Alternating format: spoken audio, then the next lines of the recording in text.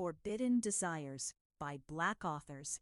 After 2 years of exchanging electric messages as anonymous lovers, Ava Turner, a rising cybersecurity consultant, steps into a world of opulence and danger when she unwittingly enters a boardroom meeting, known mostly as the dark and enigmatic Malcolm Orane, billionaire CEO. What begins as a secret desire turns into a battle for power, trust, and uncharted passion, embroiled in a high-stakes world of crime and deception.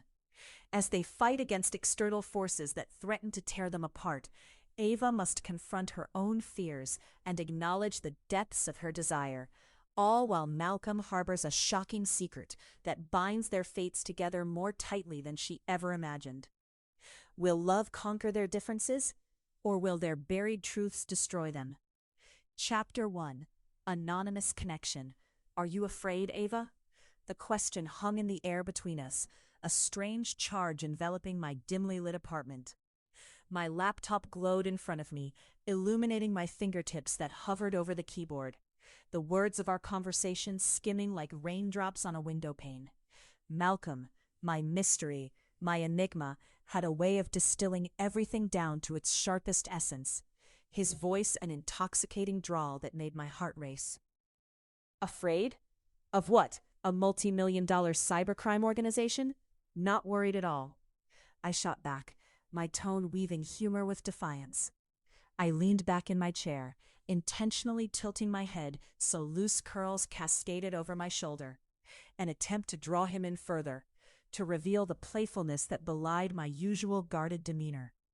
You might want to worry about me instead, he quipped, a depth of amusement dancing in his voice. Or should I be worried about you?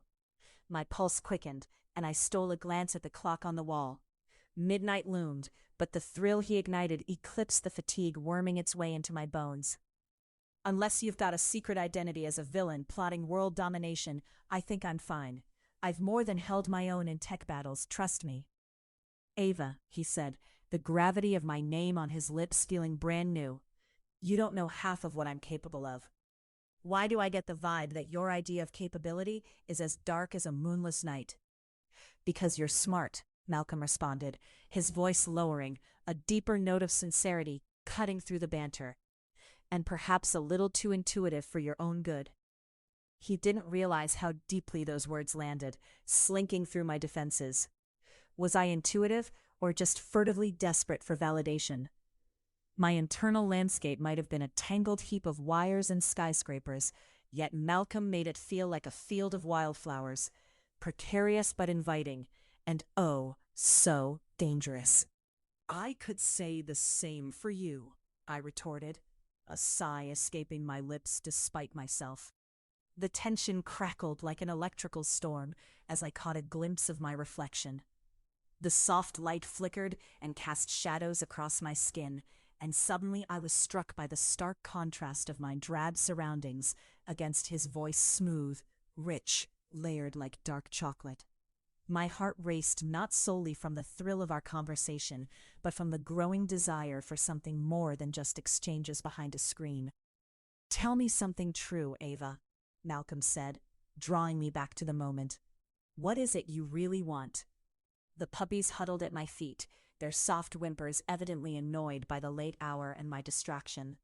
Well, I wouldn't say dogs are high on my list of desired choices right now, I said lightly. I glared at the pooches, but they only wagged their tails, demanding attention. Not dogs, he corrected, his voice taking on that riveting allure that made my skin prick with anticipation. What do you want? The world seems to think you know it all. Prove them wrong. I hesitated. The air felt dense, laden with unspoken desires. Honestly, a pause stretched, heavy like vault doors swinging wide. The vulnerability in my words felt like a surrender, and I'd be damned if I'd allow myself that privilege not now. I want to succeed, I finally admitted, feeling the weight of my ambitions pulse in my chest, a dangerous dance with my past. I want to revolutionize cybersecurity, create a system that no one can breach. I want to be unstoppable. And yet here you are, teetering on the edge of words, fearful of everything else that could happen. Fire ignited within me at his challenge, something raw and almost uncontrollable. You think I'm afraid? Fear and ambition make peculiar bedfellows, Malcolm mused. You want it all, yet you hold back. Is that how you see me? I shot back. Would he dare strip away the veneer of my confidence? Someone who holds back? Surely you meant someone with a modicum of restraint to hold all that ambition successfully. You keep calling it restraint. I call it cowardice, he said, his voice tinted with a teasing challenge that both thrilled and infuriated me. But let's not delve too deeply into the soft nature of our souls tonight. Cowardice? Is that how you truly perceive me? I asked, irked yet intrigued. My heart raced, for here was where desire and irritation twisted together once more. I had nearly forgotten how exhilarating arguments could be with someone who knew how to play my strings just right. Not cowardice, Ava, he corrected, locking my gaze through the screen. Fear of the unknown. You hold your cards close, and that's not what you do? I fired back, embers igniting further. You want to talk about shadows lurking in corners? You're hiding something beyond this username. He laughed, a rich, throaty sound that sent goosebumps prickling along my skin. You'd be surprised how much we reveal without a word. What, with a mere computer screen distancing us from the truth? Distance isn't our issue, he said, his tone shifting smoothly like silk sliding between fingertips. But rather, your fear of intimacy. I was taken aback by the unexpected vulnerability that emerged in his tone. This had turned into something more than mere banter. It had morphed into something intimate, like a dangerous dance between shadows. Is that your grand reveal? I won't pretend I'm not intrigued by your complexities, he replied, the tension between us palpable enough to taste on my lips. I admire the strength that you wield, but there are layers beneath that, Ava. You can't just trade barbs with me and assume I won't probe deeper. Layers? I scoffed lightly, but inwardly the walls of my carefully constructed fortress began to tremble. You reckon you can decode me? What makes you so certain this isn't just chemistry written with bravado? Oh, Ava, he whispered, a gravelly promise lacing his tone. You're a puzzle I'm determined to solve. Determined? The way he said it sent a shiver of excitement through me. Just don't forget that every puzzle comes with pieces that can cut, I warned, feigning nonchalance even as my breath quickened. And every chance taken can slice harder than the last. You and I both know passion has its price, and you seem to have a taste for risk, he answered. But tell me, are you willing to jeopardize your ambition for this feeling? For me? Maybe, I whispered, caught off guard by the intensity of that admission, the truth swirling in the air like a storm cloud. It's hard to know what you're offering when I can't see past the flickering pixels. Perhaps I'm simply inviting you into my world. There was a silent weight wrapped in his invitation, the uncharted territory just bordering on reckless. I am my world, Malcolm, I replied, the weight of unguarded vulnerability crumbling a notch or two around me. Isn't that enough? Then let me in, Ava. Don't keep me at bay just because of that fear. His voice echoing warmth against shattered barriers I hadn't realized I had built. I hesitated again, caught in the uncertainty that gnawed at my past. But beneath it all, a deeper curiosity began threading its way through my instincts, coiling tighter like invisible ivy as it sought the light that emanated from him. In that charged moment, with the world dim beyond my window, my heart made a choice. Okay, but under one condition, I finally said, exhilaration and fear dancing together. When we meet, I won't go easy on you. Malcolm chuckled softly, a deep rumble that sent my pulse skyrocketing. I wouldn't want it any other way. And there it was, a promise tangled with the complexity of ambition, desire, and the simmering tension of uncharted intimacy. In the whispers of the night, our truths entwined, heavy with possibility and undercurrent. There, amongst the shadows, I let the prospect of surrender bloom. A quiet click, echoing both vulnerability and allure. Good night, Ava, he said, the gravity of our exchange settling in as I tried to breathe through the heat flickering in my veins. Good night, Malcolm. I caught myself smiling, captivated once more by a man who stood as both ally and adversary, a figure destined to upend everything I thought I knew. As our connection lingered in the air, I toyed with the thought. The thrill of stepping closer could lead me to both ruin and ecstasy. I couldn't let go of the wonder creeping into the boundaries I had erected. In that moment, the line between danger and desire blurred, and perhaps it was time I learned the true meaning of connection. Chapter 2: The Boardroom Encounter. As I approached the high-rise, my heart hummed with the nervous energy of a live wire, each step a deliberate application of composure. The world outside was a blur of hastily merging colors, the azure sky, fragments of traffic, and those ubiquitous, relentless city noises, horns, footsteps, snippets of conversation mingling together.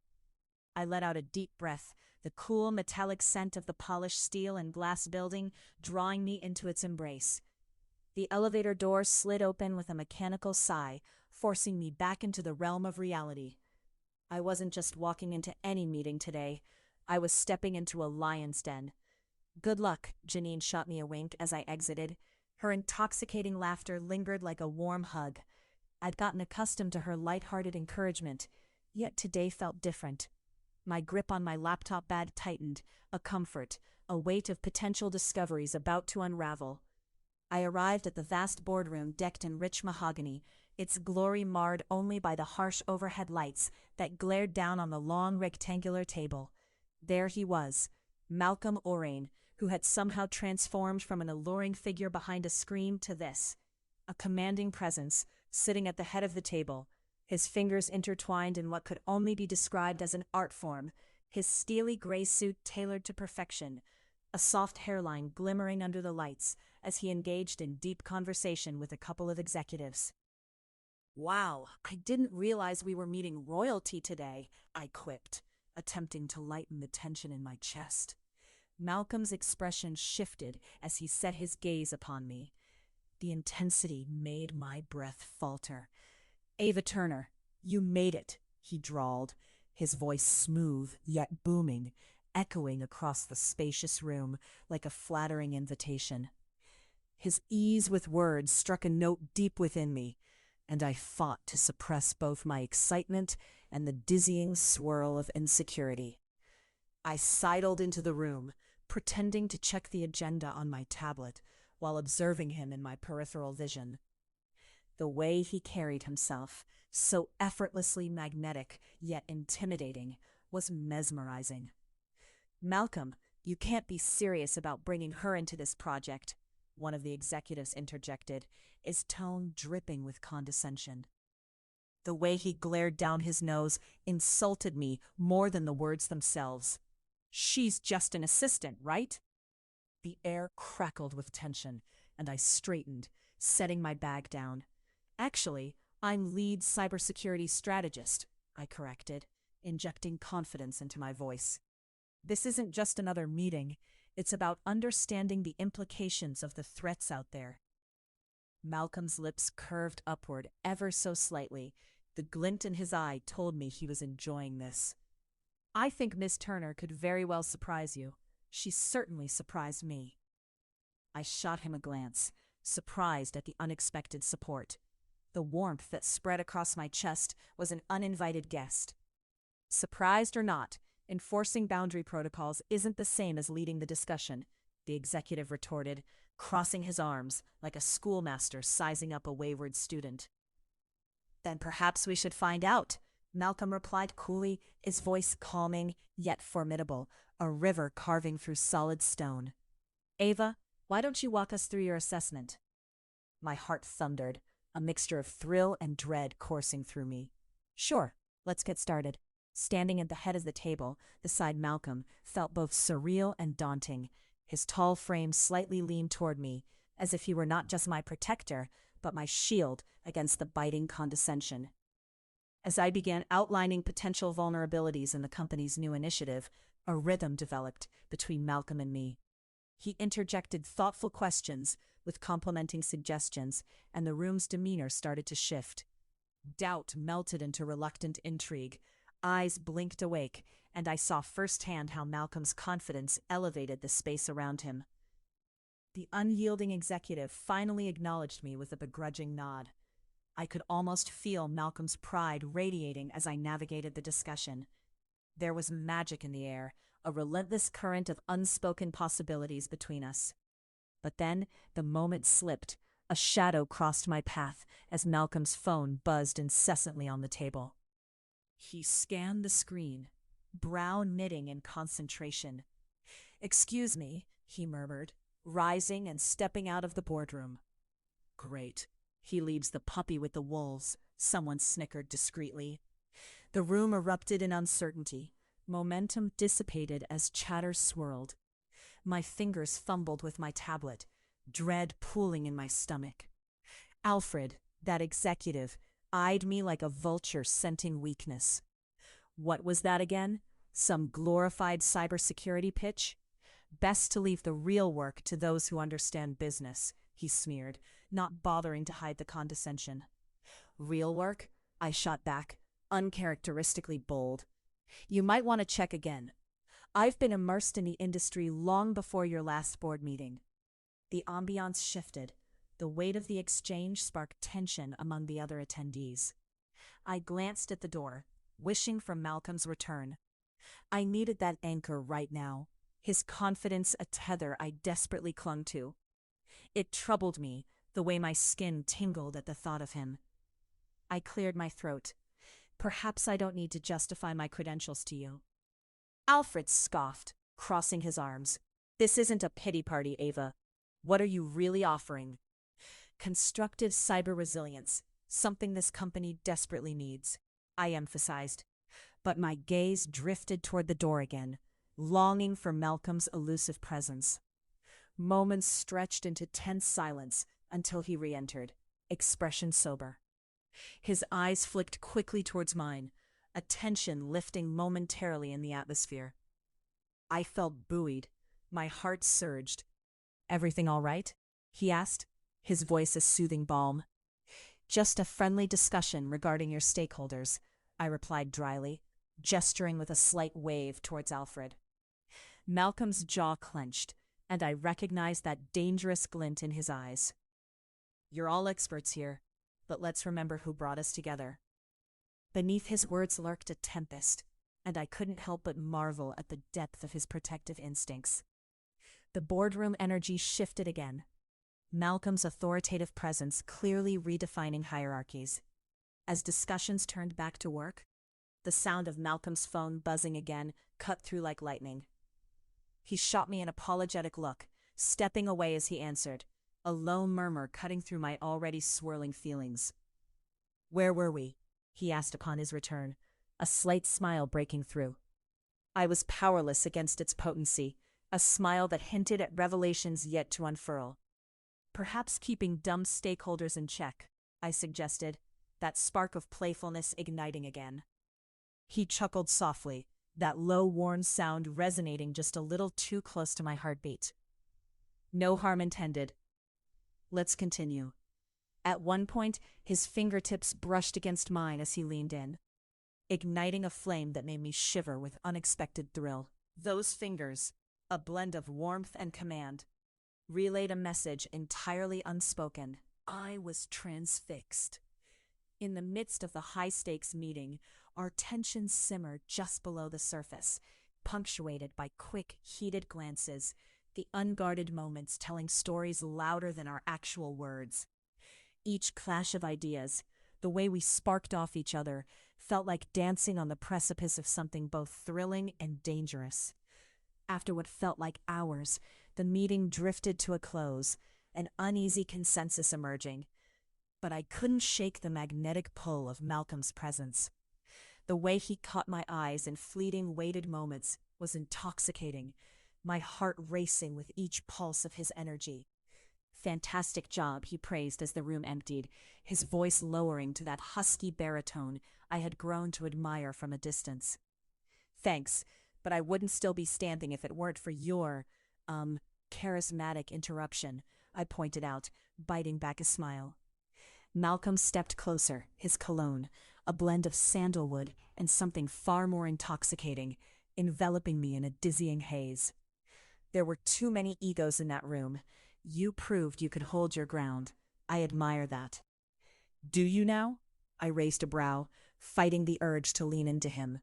Well, it's what makes you stand out, he said, lingering in the silence that followed. And I don't take it lightly. Neither do I murmured. For a moment we simply stood there, caught in the weight of our uncharted territory.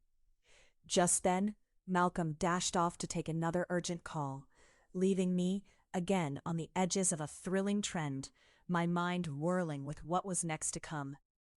There was so much yet to explore between us in this world full of external threats and unresolved chemistry. I could already feel it in my bones, the truth that despite everything, chemistry doesn't relent easily. As I packed my belongings, a thought entered my mind, grounding me amidst the chaos. Let's see where this dance takes us, I whispered to myself, a thrill in those unresolved tensions just waiting to unfold. Chapter 3. Unraveling Secrets. The rain hammered against the windows, an unrelenting percussion that seemed to echo the turmoil brewing inside me. The penthouse was bathed in a somber twilight, the shadows sprawling like my conflicted thoughts. I paced the polished floor, each step measured, deliberate, my mind racing as I stared out at the city, its lights flickering through the sheets of rain, competing with my confusion. Malcolm would be here any minute. The anticipation knotted in my stomach and set my nerves alight. He was a man of contradictions, a hurricane wrapped in silk, seemingly composed, yet capable of wreaking emotional havoc. And now I was about to confront the very core of our connection, the specter hovering between us for weeks, only made palpable by the rhythms of his breathing when he was near. Am I ready for this? A part of me urged caution. Another part throbbed with an urgency I couldn't quite name. The sound of the door click open burst through my clouded thoughts, and the very air shifted as Malcolm stepped inside. The chill from the rain clung to his tailored navy coat, but his presence was a heat, igniting every inch of the luxurious room. The light caught his features, chiseling them into something ethereal, something that made my heart race and filled the silence with a storm all its own. Ava, he said, voice rich and deep, dripping with intent. Are you all right? I turned, swallowing hard. Do I look all right? A wry smile danced on my lips, betraying my frantic heart. More than all right, he quipped, stepping closer, hands tucked casually into his pockets, an unyielding calm in his hip. Yet the tension was tangible, filling the space between us like smoke after an explosion. He drew closer, the musky scent of him flooding my senses. Ava. His tone shifted, a quirk of his brow hinting at the seriousness that lingered beneath our playful banter. We need to talk. Yeah, I think we do, I said, threading my fingers together as I steadied myself, determined not to let my vulnerability show. About the identity you've known forever? He chuckled softly, a laugh that rippled with both charm and a hint of menace. So you're aware. Why didn't you say anything sooner? My frustration bubbled over, and the words tumbled out like marbles released from a jar, rolling chaotically across the floor. You were deceptive, Malcolm. Why even bother checking my credentials if you already had a file on me? His gaze sharpened, that familiar intensity shining through his dark eyes. I didn't choose you at random, Ava. You caught my eye because of your brilliance. Your passion for truth is intoxicating. I glared at him, feeling like a fragile paper caught in a storm as he unspooled the ruthlessness of his intentions. So this was about the job? You used our connection as leverage. Don't twist this into something it's not, he shot back, tension crackling around us. I initiated contact because of your skills. The other stuff, what we have, grew on its own. I never meant to hurt you. Of course you didn't. You just intended to keep me in the dark, I retorted sharply, every word laced with the sting of betrayal. How could I ever trust you? You're The word hung in the air, heavy and unresolved. He stepped forward, voice dropping to a fervent whisper. A criminal? That's what you want to say? But you know I protect you, Ava, at every turn. Do you? My heart hitched at the challenge peppered into my words. Is that what you truly believe? I asked, my voice breaking as I stepped closer. Or do you protect your own interests? How can I possibly draw the line between who you are in public and the man who knows everything about me in private? You can't manipulate what we have to fit your objectives. I would never. His eyes narrowed as he pressed forward. But the world you navigate is full of illusions. Do you really think you'd be better off alone, fighting your battles unwitting? A silence stretched, heavy with unspoken truths, each of us a throbbing mess of emotions. Then the storm broke. Then what am I to you, Malcolm?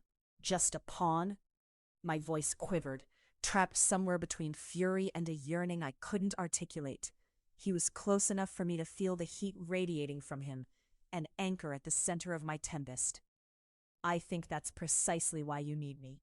You have an interesting way of showing it, I muttered, trying to stall my heart from racing as our bodies nearly brushed against each other. I know the truth, but I didn't choose this fight for you. His voice dropped another octave, blending together strands of sincerity with the tension thick as fog outside. You are stunning, Ava. Your intellect demands attention, and that's the kind of fight I want to protect you from. A flicker of longing crossed my heart, and I wrestled it down.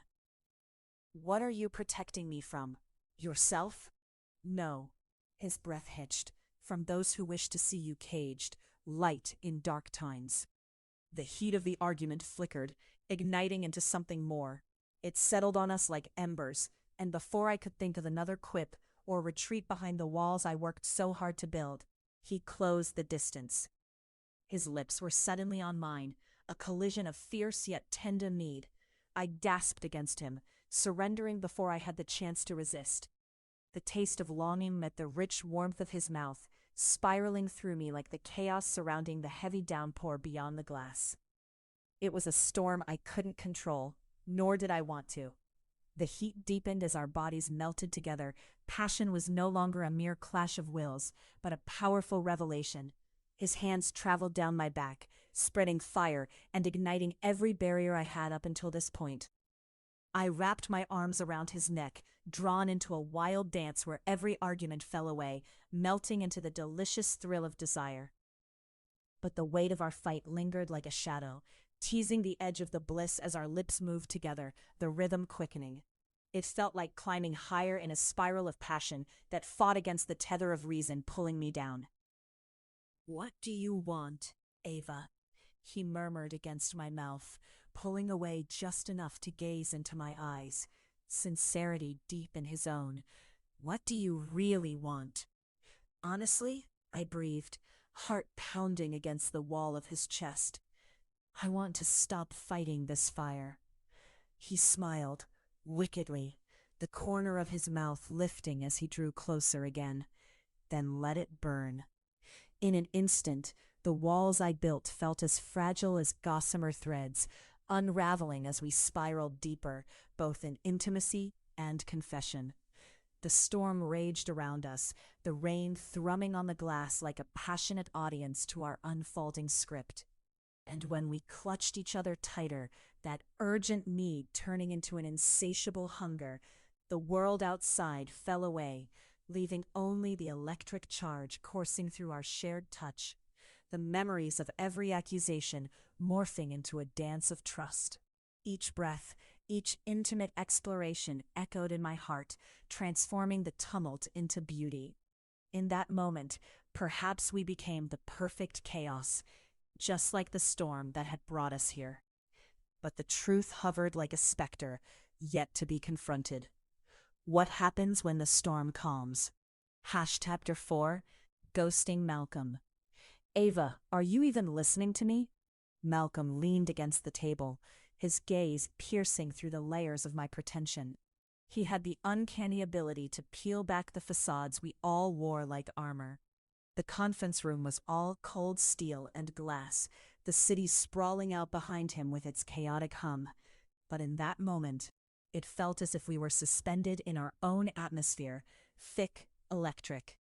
I folded my arms, resistance pulsating in the air like static. "Of course I am," I replied, my voice steadier than I felt. Then why the furrowed brow? His lips curved into a smirk that drew me in closer, a siren's call layered with challenge. If I didn't know better, I'd say you're too busy deflecting to actually hear what I'm saying. I could hear the click of our colleagues' pens against their notepads. Their laughter, a low murmur behind the veneer of professionalism. The faint scent of freshly brewed coffee hung in the air, mingled with the subtle notes of expensive cologne radiating from Malcolm. It was intoxicating. It was dangerous. Malcolm, we're not here to debate whether I'm engaged. We have a deadline. I tried to maintain composure, to shroud the feelings swirling in my chest, but he stepped closer, the distance collapsing like a house of cards.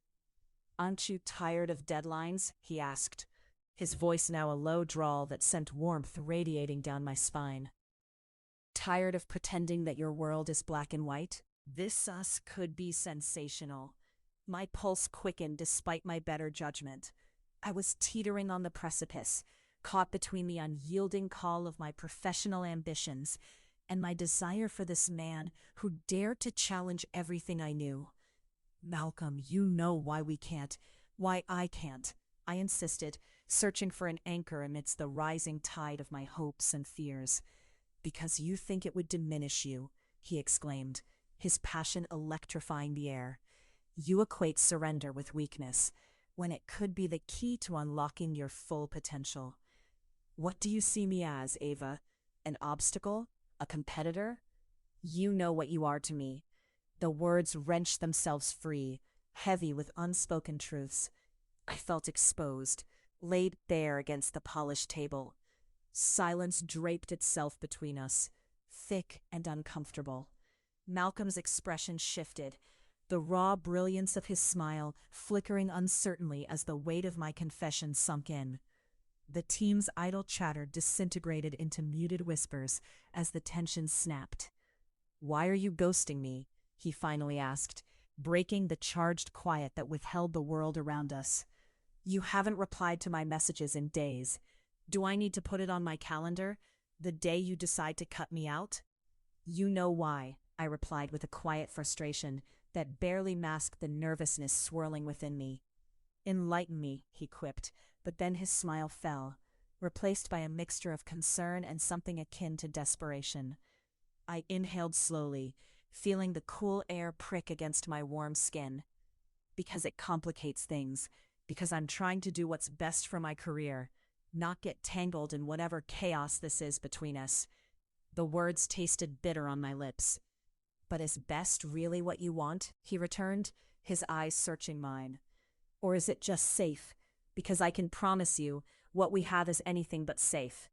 The thrill of his words sent a flutter through me, a spark igniting a fire I'd fought so hard to contain. "You talk about unlocking potential, but you're the one guarding secrets." "Malcolm," I countered, my heart racing against the storms of uncertainty. "What have you told me about yourself?" He hadn't expected that. "Everything you need to know," he replied, confidence returning to his voice. "I'm here because I want you, Ava. You intrigue me. But I'm also not here to spill every detail of my life to someone who won't fully trust me."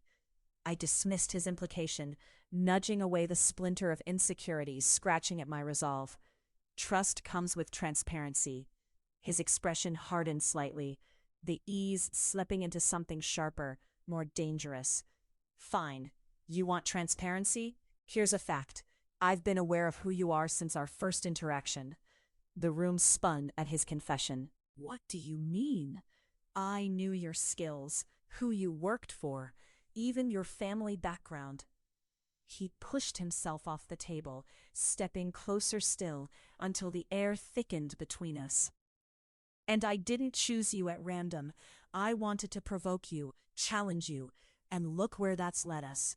"Provocation and manipulation are two different things," I whispered, feeling a shiver race down my arm as our eyes locked.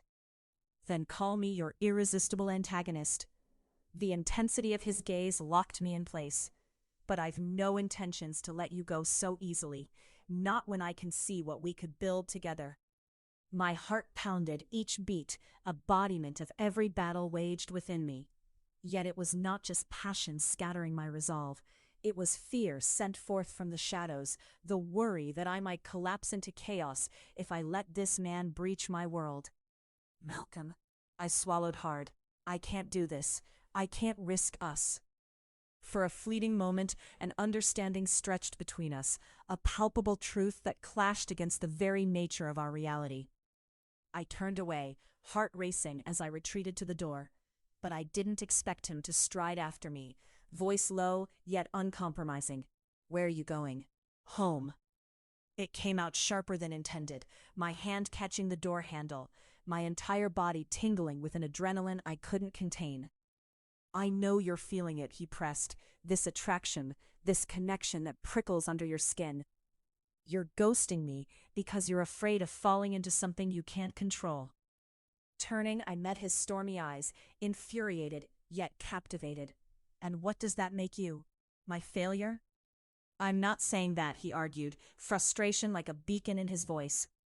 I'm saying you can't live by your own rules for long. As we both know, the world is an unpredictable place. Goodbye, Malcolm. I stepped out, closing the door firmly behind me, a barrier built to deflect both desire and doubt. Outside, I was swallowed by the cacophony of the bustling city.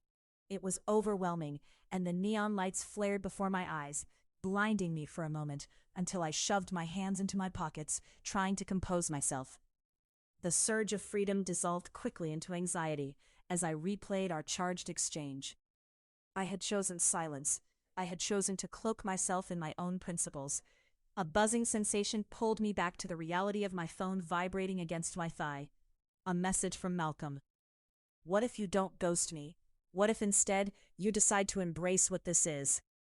The words breathed life into chaos, unraveling my determined retreat and pulling me back toward the flames.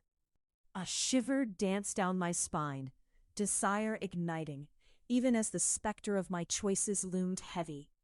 Would my heart still remain intact, or would I drown in the depths of his dark allure? As I stood, poised between the thrill of endless possibilities and fraying threads of what I once deemed important, I couldn't help but reflect on the tempest we had created. A stark reminder that love was never straightforward, and passion never merely an indulgence. Could I allow myself to be seen, truly seen, in a world that only prided itself on shields and barriers? It's easy to ghost someone when you're scared of your own reflection, a small voice echoed in me, one I struggled to dispel. Then, with one flick of my wrist, I silenced that voice, opening my phone, unafraid, ready to dive into chaos. Malcolm, I began to type, my heart racing, reflections dancing like embers in the air. The city thundered around me, its heartbeat echoing the tumult within, and as I hit send, I realized I wasn't simply reaching out. I was threading the very strands of fate. Let's stop pretending. Across the concrete sprawl, my phone buzzed, and our second chapter began. Chapter 5, The Pursuit Begins. The rain lashed against the floor-to-ceiling windows of my corporate office, each drop a reminder of the chaos swirling in my mind. I could see the reflection of lightning flashing across my face, illuminating my features in rapid bursts, the perfect metaphor for my current turmoil. Outside, the city was alive, but inside these stark glass walls, I felt trapped, between my ambitions and the undeniable pull of Malcolm Orane. I took a moment, breathing in the aroma of fresh coffee wafting from the nearby break room. It was grounding, like an anchor in the storm that threatened to engulf me. The warmth of the cup against my palm felt comforting, yet it couldn't chase away the chill of uncertainty. I didn't have time to dwell. Our latest cybersecurity project was demanding my full attention, yet all I could think about was the magnetic pull of Malcolm, the power he exuded even from a distance. As I set the cup down, my phone buzzed on the desk, startling me. I snatched it up, and there it was, a message from him. I found you. Let's talk. My heart raced at his words, a mix of excitement and dread swirling like a tempest within me. Who's that? My colleague, Jenna, leaned against the doorframe, eyebrow cocked in curiosity. She was sharp as a tack, her long dark curls framing a face that radiated warmth. "Just a contact," I replied, trying to sound casual, but the tremor in my voice betrayed me. "Uh-huh. A contact who makes the coffee run for you? You've been acting all lovesick since that conference in New York. Spill." She strutted in, arms crossed with a smirk that suggested she wouldn't back down. I hesitated, the tension in my chest blossoming into a short laugh. "It's just complicated." "Complicated?" Jenna rolled her eyes, an invitation for truth. Oh dear, that's the worst excuse ever. "Do you realize that Google Maps has been updating its services for years? It doesn't have to be complicated. Just hit directions and go." I sighed, pinching the bridge of my nose. "It's not that simple. Our lives, his and mine, are different. He's rich and enigmatic," she interrupted. "Just your type, Ava. Just like your coffee, strong and bitter." "Jenna," I gasped, but the smile broke through. "Fine," she teased, "but I can see the way you light up when you mention him. Something's brewing, whether we like it or not." Just then, the office phone chimed. I excused myself, leaving Jenna to her teasing, and picked up. "Ava Turner," I stated, knowing the subtle shift in my voice reflected my resolve to distance my personal life from work. "Ava, it's Malcolm. Can we meet now?" came his commanding voice, smooth yet filled with an urgency that sent shivers down my spine. I glanced at the clock. It was still early afternoon, a time I wouldn't have chosen for a rendezvous with him, but my pulse quickened all the same. "Where?" "Your building. I'll be there in 10. Before I could respond, he hung up. Was it dread or excitement? I couldn't tell. I gripped the edge of my desk, trying to steady my racing heart. When he finally arrived, I caught my breath as the elevator doors dinged open. There he stood, tall, imposing, and equally charming in an immaculately tailored suit that did nothing to shield the power he exuded.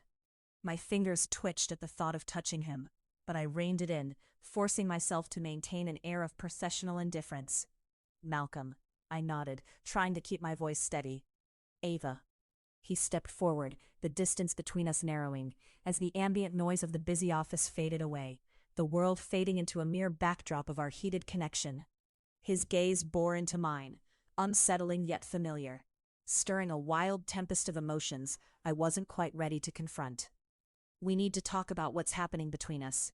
"Yes, we do," I replied, my tone airy but firm. "It's misguided, you know that."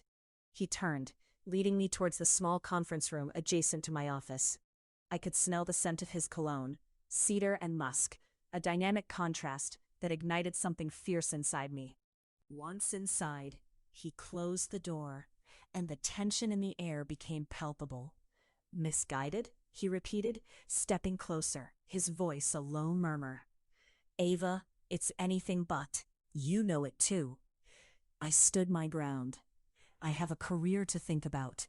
I can't just let myself be swept away by whatever this is. "Fear?" He stepped even closer, his intensity wrapping around me like a warm shroud. "Is that what this is? You fear losing control?" "Control? Is that what you think this is about?" I exclaimed, my voice laced with frustration. "I can't afford distractions, Malcolm, not now." Yet here I am. He traced a finger along the edge of the table, his eyes holding mine. "And I can't stay away from you." "Why? What do you want from me?" I shot back, a cocktail of defiance and desire bubbling up. He stepped into my space, his body inches from mine, his presence overshadowing my resolve. "I want you, Ava. All of you, in all your brilliant complexity." I swallowed hard, the heat radiating between us palpable. "You know you're just a reckless gamble?" he interrupted, his eyes narrowing playfully. "I prefer to think of it as an adventure, an uncharted territory we could explore together." My lips parted as his eyes sparkled with mischief. "Do you trust me?" I hesitated only briefly and replied, "You have secrets." "That I do. But what matters is this moment." Before I could respond, he stepped forward, tilting my chin upward, forcing me to meet his gaze more intently. There was a vulnerability beneath the strength that made my heart ache, a truth hovering just beneath the surface, a truth I both longed and feared to explore. "I can't afford to lose myself in you," I admitted, nostrils flaring with intensity. He brushed his thumb against my cheek, sending electric shivers coursing through me. "Trust in us, Ava." Suddenly, overcome by the closeness, the longing trapped within me, I lunged for him. Our lips collided fiercely, the chemistry between us igniting into a blaze hotter than the storm outside. Desires unleashed, bodies entwined. I lost myself in the taste of him, sweet, intoxicating, a mixture of danger and promise. I breathed him in, melted against him, wrapping my arms around his breath, pulling him closer as the weight of the world slipped away.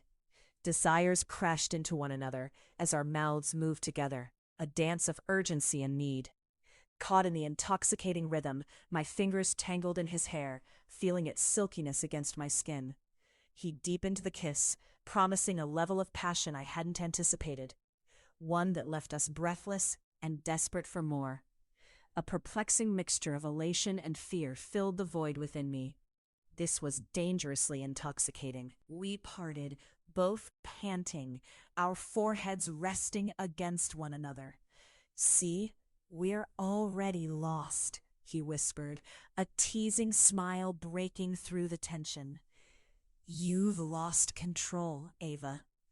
And there's something incredibly freeing in that."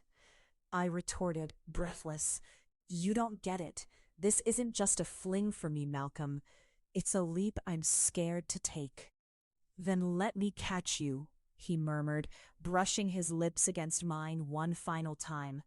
The spark ignited again, but the weight of his gaze made my heart ache with vulnerability and unprecedented yearning. I didn't answer, uncertainty swirling like a tempest threatening to break. "I have to go back to work," I finally managed, stepping back, forcing distance as I tried to regain my composure. "Let's continue this later." His eyes weren't just focused. They burned with an intensity that made my heart race. "You want to keep running from this? But I'll always find you." And just like that, the gulf of uncertainty loomed between us. But I knew, upon his return, I would have to confront the darkest parts of my heart and the dangerous truths we could unveil together. Time wasn't on my side, and neither was doubt, as his final words lingered in my mind like the storm brewing a chaos I was both drawn into and afraid to embrace. The world outside felt distant, yet I could feel the undeniable connection pulling me back to him, intertwined with the remnants of desire. I rested against the door, conflicted yet exhilarated, aware that the pursuit had only just begun. Chapter 6. First Intimacy. Do you always use manipulation as your form of seduction, or am I just special? Malcolm leaned back against the wall of my apartment, arms crossed, a wry smile playing on his lips. It was a casual posture, yet there was an undeniable tension pulsing beneath the surface, a storm brewing in those penetrating dark eyes. The late afternoon sun streamed through the window, illuminating the dust motes dancing in the air. A fragrant rush of jasmine wafted from the bouquet resting on the kitchen counter, a stark contrast to the charged atmosphere hanging between us. My palms felt clammy as I processed the implications behind his words. "What does that mean?" I shot back, trying to match his nonchalance but finding it harder than I anticipated. "You think I need to manipulate anyone to understand how charming you are?" His brow lifted, an infuriating blend of amusement and challenge. "Charming or calculating? Doesn't it all depend on how you look at it?" I regarded him, studying the way a shadow fell across his face, deepening the lines of intrigue etched there. My heart raced as clarity struck. Our battle wasn't just conversational, it was primal, instinctual, a dance of desire in disguise. I took a step towards him, a surge of boldness fueling my movements. "Fine, let's drop the games then," I said, my voice steadying, pulling the tension like a taut string between us. I can handle a little honesty, Malcolm. Can you? The brief flicker of surprise that crossed his face made me feel emboldened, even as unease tangled in the pit of my stomach. I drew in a breath scented with the remnants of last night's expensive takeout, its richness clashing as I stared hard at him. Speak plainly. And if I'm so special, what then? He stepped forward, closing the distance between us in an instant, the air thickening with something electric. His voice was low, threaded with heat. Then we can stop pretending. But there are consequences, Ava. His gaze pierced through me, pulling at the layers I'd spent years building up. They felt flimsy now, ready to crumble under the weight of his scrutiny, the weight of my longing. I wanted to respond, stutter something clever, but then I noticed the way his left eyebrow arched, an unspoken challenge. Around us, the world outside barely encroached, the sounds of traffic muted, a soft symphony to accompany the rising tension. I could feel every pulse, every heartbeat reverberating between us, a heartbeat bound by the strange gravity of our unspoken truths. I know danger when I see it, I finally said, taking my turn to close the gap. But I can't pretend I'm not curious. Yours is a world I've only glimpsed through cyberspace. And what have you discovered from behind the screen? He asked. So close now, I could feel the warmth radiating from his body, as if he were the sun and I the earth, drawn irresistibly toward him. The thrill of a tantalizing enigma, I challenged. But I thought you were more than that, Malcolm. His expression shifted. Hunger ignited within those deep-set eyes of his, darkening them. I may be a puzzle, Ava, but some pieces are meant to remain hidden. Just then, Malcolm stepped even closer. The world around us felt like it had faded away, leaving only us, caught in this precarious moment. I could see the subtle line of his jaw, the curve of his lips poised to speak, and against all logical reasoning, I hungered for him to cross that boundary. Tell me then, I whispered, challenging the stillness. How do you want to proceed, knowing that every choice could lead to conflict? An invisible line snapped, and in the next moment he surged forward, cupping my face in his hands. His fingers traced longingly across my skin, igniting an unexpected warmth that flowed through me. I leaned into his touch, a magnetic pull drawing us closer.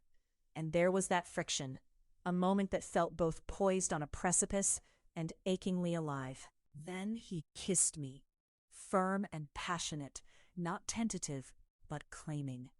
The world blurred around us, the noise fading completely. My body responded instinctually, melting against him as the kiss deepened, afire with every emotion I had tried to tamp down. I don't think about consequences when I'm this close to you, he muttered between kisses, his breath warm against my mouth.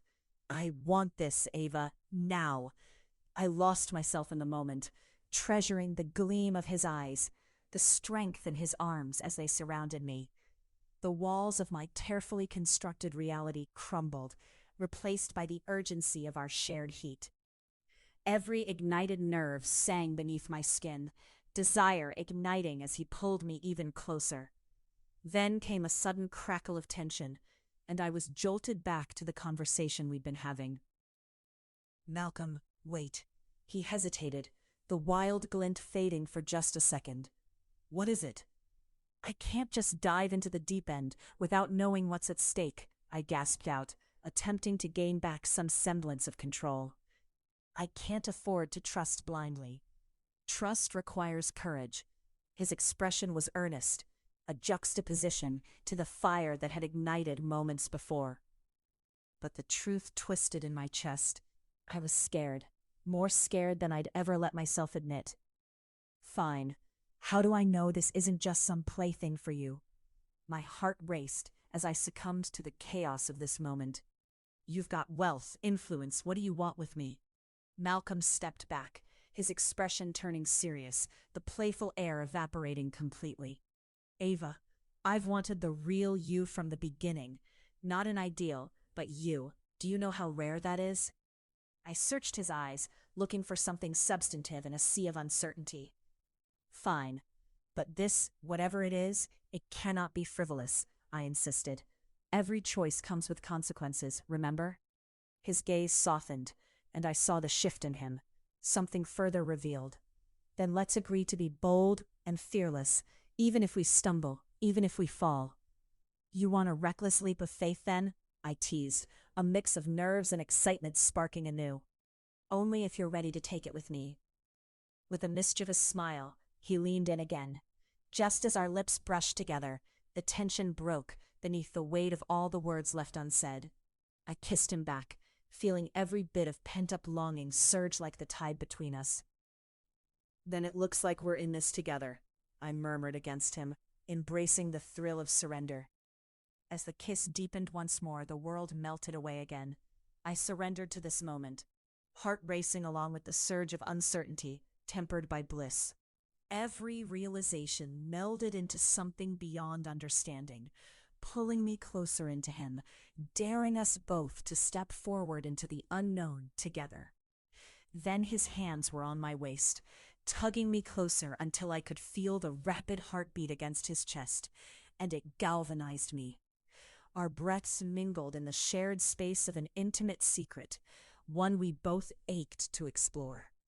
In the throes of that heat, I sought more of him, more of us, choosing passion above everything else, for the sudden weight of honorability felt trivial in light of the cauldron of yearning that boiled between us. But just as I thought we had lost ourselves to the moment, the doorbell rang, echoing into the silence, strumming chords of unwelcome interruption through the revelry.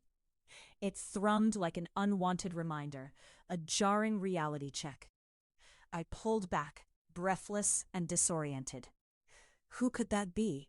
Malcolm's expression hardened, and I read the shift in his body language before the words left his lips. I don't know, but I intend to find out. Before I could protest, he turned on his heel, marching towards the door, the momentum of our connection shattering with each calculated stride he took. Malcolm, wait, I called after him, but an unshakable resolve hung in the air, knitting between us as I felt the distance stretch painfully. What had promised to be the start of intimacy morphed into a dizzying spiral of the unknown. The air between us felt heavy with jealousy and unspoken words, a silent question lingering in the wake of that intoxicating glimpse of all we could become. And as Malcolm pulled open the door, ready to face whatever lay waiting, I couldn't help but wonder if we would find our way back to the warmth we'd shared, or if they would unravel us entirely. Chapter 7. Unexpected Chaos. A low hum of chatter enveloped me. Malcolm stood at the edge of the gallery, exuding a magnetic energy that drew everyone in. Tall and commanding with that effortless charm, he pulled people closer as if they were moths to his flame. But tonight, a calm facade belied the storm whooshing at the periphery of my mind. He turned suddenly, our eyes locking, and that familiar spark flared between us, a flash of heat that whispered possibilities tangled with unsaid fears. "Hey you," he said, sidling closer, his voice smooth but layered, as if every word was carefully chosen. "What's casting shadows on that beautiful face?" "Just a busy night," I replied, attempting a lightness that felt light years away. As I spoke, a chilling memory crested like the tide, threatening to flood my composure. I couldn't shake the feeling that someone, lurked just beyond the tastefully arranged crowds, waiting to turn our perfect evening into pandemonium. "Are you sure it's not just, I don't know, the excitement of me being so close?" He leaned slightly closer, his breath a warm tide against my cheek, and in that instant, the world fell away. "Malcolm," I began, but the sincerity in his gaze stilled my tongue. Our connection was raw, unscripted, a duet filled with half-whispered truths and hesitant confessions. The space between us felt electric, alive with things unspoken, both thrilling and terrifying. Suddenly, chaos erupted from the entrance, shattering the moment. My senses sharpened as I turned to see a woman in a striking red dress, all nerves and fury, striding into the hall. Everyone turned, their attention drawn as if the music had stopped mid-note. "Ava Turner," she bellowed, her voice melodic yet thrumming with resentment. "You think you could leave it all behind?" I staggered back instinctively, her words as solid and jarring as a slap. Recognition bled through my shock, a ghost from my days past, a specter I had hoped to leave behind. Jessica Hayes, my former colleague, and as ambitious as they come, thrust herself into the spotlight. Arms crossed defiantly, as if she owned the air. "Jessica," I gasped, searching for words that felt anchored to some distant time. "What are you doing here?" "Isn't it obvious?" she shot back, her eyes glittering. "To remind you that you can't escape your past, Ava." The murmurs wrapped around us, a wave of curiosity shared by onlookers who had known nothing of our shared history. I felt Malcolm shift behind me, tension rippling in the air, like the vibrations before a storm. "What past?" I asked, my voice steadier than I felt. "I don't owe you an explanation." "Oh, but you do," Jessica smirked, inching closer, her glare sharp enough to cut glass. "Especially now that you're playing in the big leagues with the likes of him." She gestured toward Malcolm, who remained ominously silent, but his gaze was piercing. A pulse of anger surged through me. "You don't know anything about me, or who I'm playing with." "But I know you," she countered. "The eager intern who always wanted to outshine everyone. Well, guess what? You didn't outshine me, Ava. Just left a feeble trail of secrets instead." Malcolm's presence behind me swelled, a protective arm close enough to ward off this unexpected chaos that unfurled like a dangerous flower. I reached for him instinctively, an unspoken plea, as I faced the old specter of my insecurities. "Wait," he finally interjected, voice calm but firm. "What are you implying?" He faced Jessica now, a dangerous smile playing on his lips, the kind that revealed how unbothered he could remain under fire. "Saying that Ava's found a way to rewrite her story, something she probably thought I wouldn't expose," she replied, flipping her hair as if shedding its weight. "But in this world, all paths intersect, darling. Yours just happened to intersect with a lot of old baggage." Jealousy twisted in my stomach like a knife. How dare she? "You don't get to dictate my narrative." I finally found my voice. "I've worked too hard to take control of my life." "Look around, Ava," Jessica replied, a crooked smile on her lips. "You really think you've escaped? You're in way over your head here." I felt the worlds of my past and present clash around like crashing waves. "Get out. You weren't invited," Malcolm asserted, his gaze cold, steel cold, honing onto her like a predator ready to pounce. "Oh, I don't need an invitation to confront old ghosts," she shot back, her arrogance on full display. "Maybe it's time you learned that no one can dictate my choices, especially you. Your need for chaos doesn't concern me," I snapped, breathless fury pouring from within. There was a silence, heavy, palpable, the kind that makes you wonder just how far any of us might be willing to push in the name of pride and vindication. I felt Malcolm's presence like an anchor against the storm I had summoned with my own words. "Is this true?" he asked softly, barely more than a murmur, yet it sent ripples through the crowd. "What other stories are lurking in the shadows?" His question carved deeper into my heart than I could have anticipated. I shrugged, the weight of secrets nesting heavily in my chest. "It doesn't matter, Malcolm. Not anymore." Jessica's victory was silent, yet I could see it welling in her eyes. She loved this chaos, feeding off my discomfort like a fine wine. But Malcolm stepped forward, protective, his intensity never flickering. "Your past doesn't define you, Ava. Your choices do. And what I see now is strength. Resilience. No one cares about the unraveling of my past," I insisted, afraid of the shadows that loomed, eager to cling as tightly as possible. "There is no narrative for her to tear down." "Why not share it with me?" Malcolm's eyes shimmered with curiosity, the warmth of connection threading through the tension in the air. "We're a team now, right?" "Team?" Jessica scoffed, disbelief painted on her face. "You call that a team? Seems like a recipe for disaster if you ask me." But before I could formulate a response, Malcolm grasped my hand, fingers entwined in a fierce grip. "Let's deal with one thing at a time. Ava?" I turned, our eyes locking. It was then that I realized how lost in the noise I had become.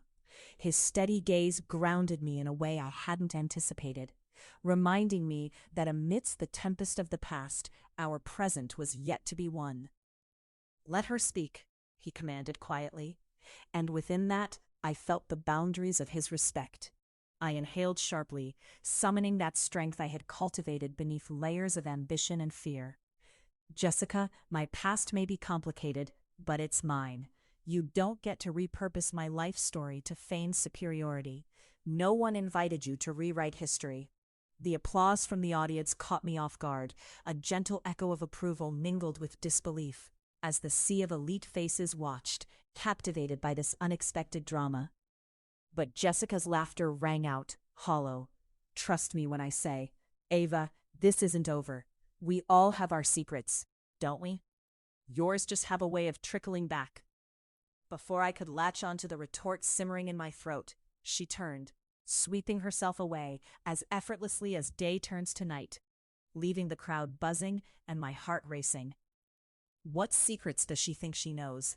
Malcolm whispered softly, staring ahead, his fingers threading through mine with an urgency that sent warmth blooming through my skin. "Too many," I replied, breath hitching between words. "But Malcolm, what she said." "I'm not afraid of baggage." His conviction surged, wrapping around me like a heavy cloak against the chill of uncertainty. "What matters is the strength to face it together.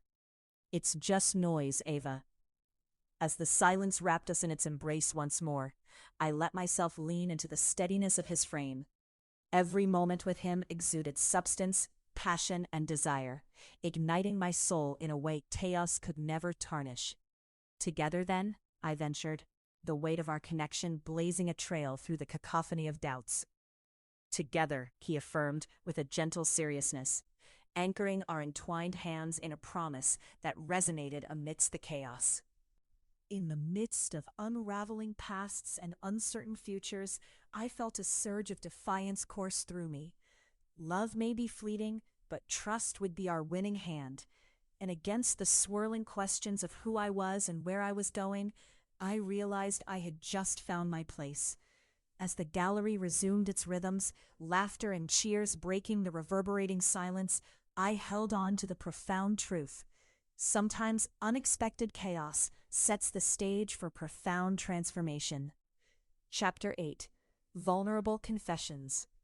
The sun sank low over Manhattan, streaks of gold and crimson bleeding into the horizon, casting a warm glow across Malcolm's penthouse.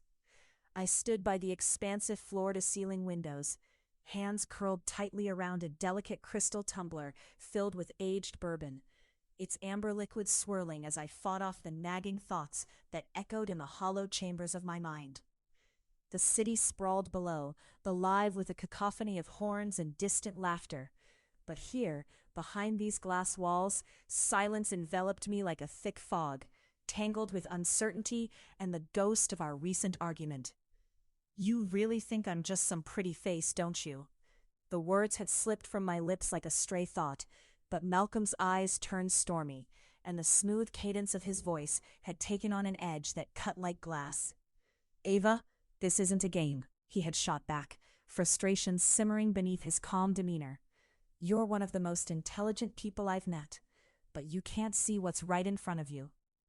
It had spiraled from there, my insecurities bursting forth like pressed champagne, each syllable carrying the weight of my fears. I downed another gulp of bourbon, feeling the spice spread warmth through my chest, trying to muster the strength I so often felt eluded me. Behind me, I could hear him move, pacing with that long, measured stride that never failed to stir something fierce inside me.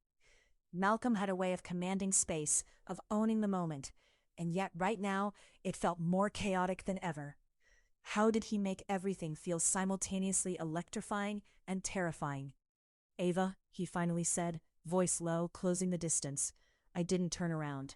His presence was heavy, like a storm just before it broke. "Look at me." I smoothed my hair back, suddenly conscious of the tension building in the air. I had worn my favorite emerald green dress, exquisite silk, and now it felt like a suit of armor creeping closer with each heartbeat.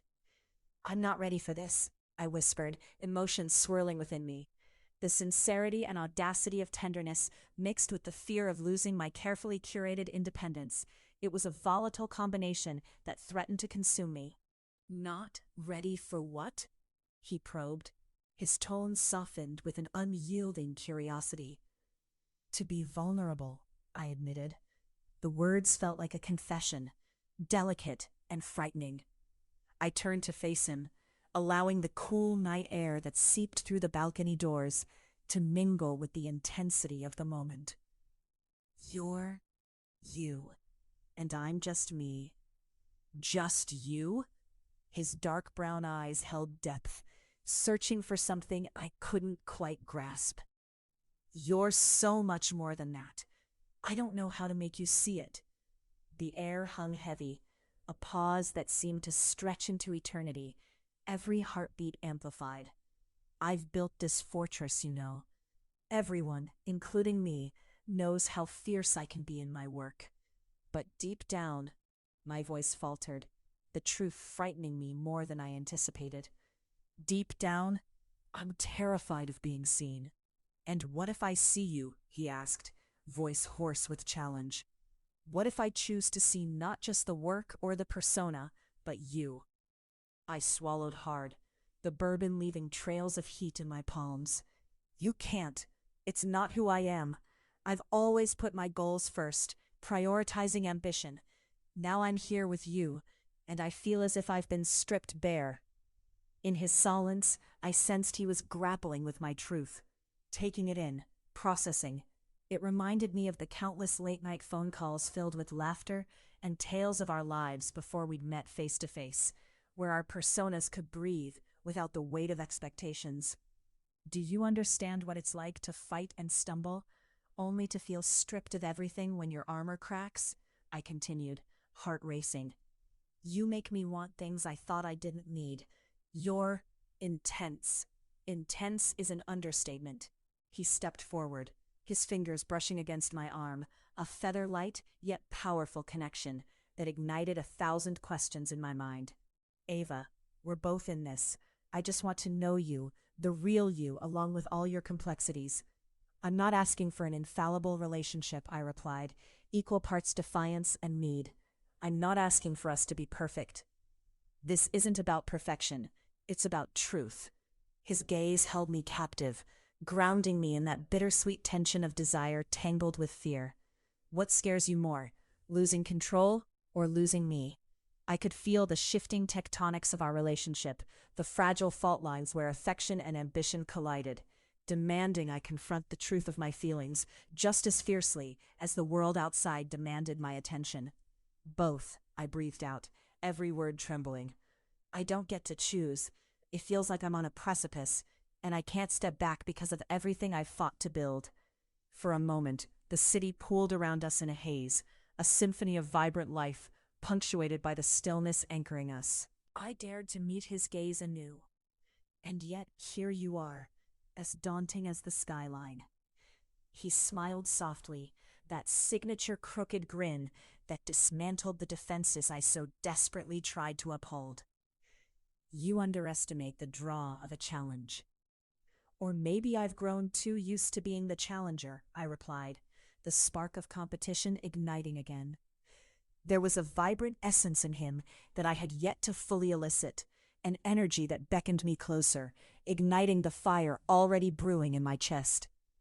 The tension shifted, electric and charged, and it felt almost miraculous how every word, every pause, every tiny shift brought us closer to a volcanic eruption of emotions. I think I'm falling hard, for everything you are and what you represent, I blurted, unable to hold back any longer. But it terrifies me. Falling does not have to mean losing yourself, he said quietly, stepping closer. And I'm not here to drag you down.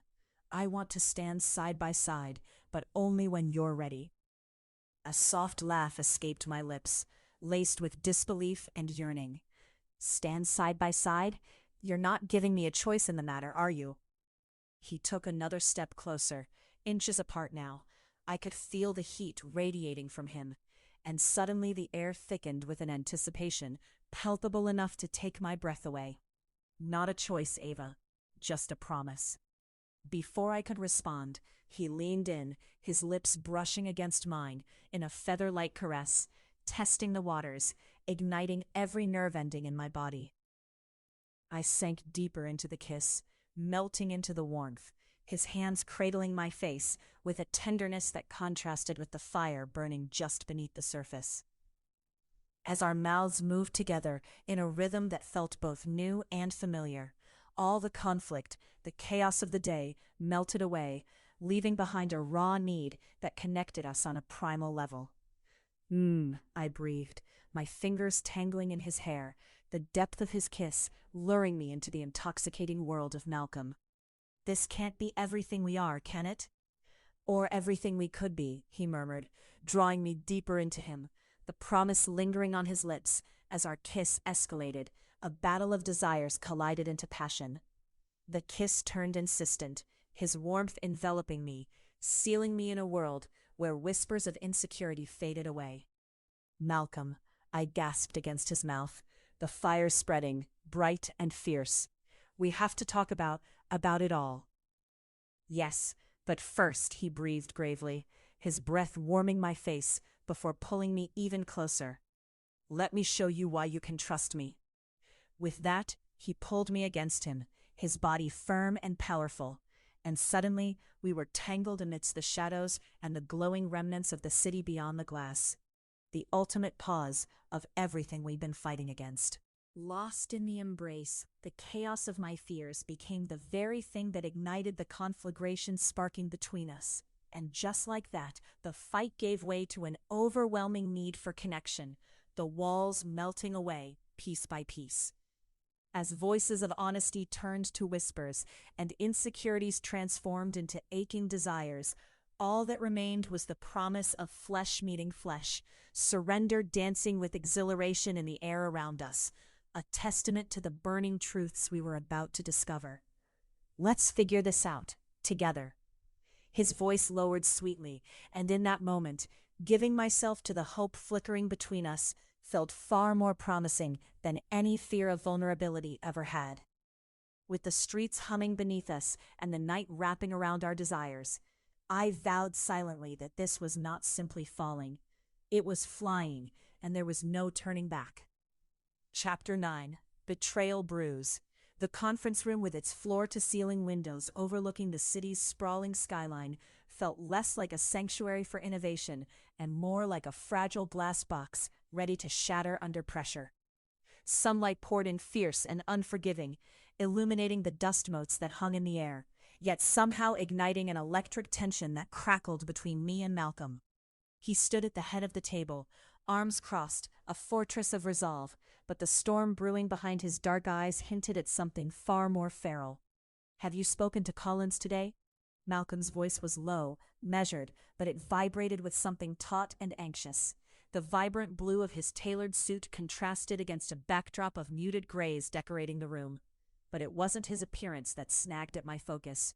It was his presence, commanding and impossibly magnetic. I resisted the urge to squirm in my seat as I tried to dissect his tone. Anger? Yes, palpable and simmering just beneath the surface, but there was something else beneath it. A vulnerability, almost as if he was braced against an oncoming storm. Not directly. Why? Is something going on? Malcolm leaned forward, palms flat against the cherrywood table, every muscle in his body coiled tighter. I received a tip that he might be looking to undermine us. His recent maneuvers, they're suspicious. Too many deals behind closed doors. The light filtering through the glass caught the sharp planes of his face, revealing the hard set of his jaw, the slight furrow in his brow. I could tell he was weighing his options, measuring how much danger he was willing to expose me to. Collins wouldn't dare. My stomach churned at the thought. Look, he might be a bit of a snake, but I wouldn't characterize him as a full-on viper. He's cautious, calculative. The words tasted stale in my mouth, repeating what I couldn't quite convince myself of. Cautious or cowardly, he shot back, frustration seeping into his tone. He doesn't have the stomach for risk, Ava, but that makes him dangerous. He makes deals that benefit him and drags everyone else into the bargain by holding their reputations hostage.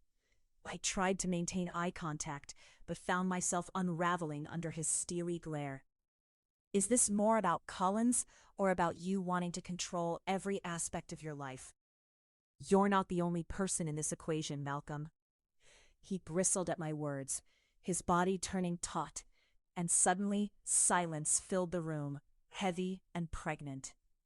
I could see the battle within him, the fierce protector, the driven businessman, and maybe even the vulnerable man I was slowly getting to know. You think you understand me? Malcolm fired back, his voice a tight coil of tension. You think I want to control this? Everything I do is to protect what we've built, to protect you. Protect me or control me? The words slipped out, raw and sharp like glass against skin. The accusation danced in the air, uncontained, and I felt the weight of it settle heavily between us. Sometimes it feels like you make all the decisions without letting me in.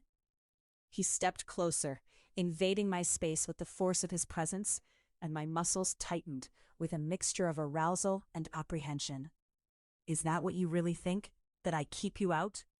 Because the last thing I've ever wanted is to alienate you. But that's what you do.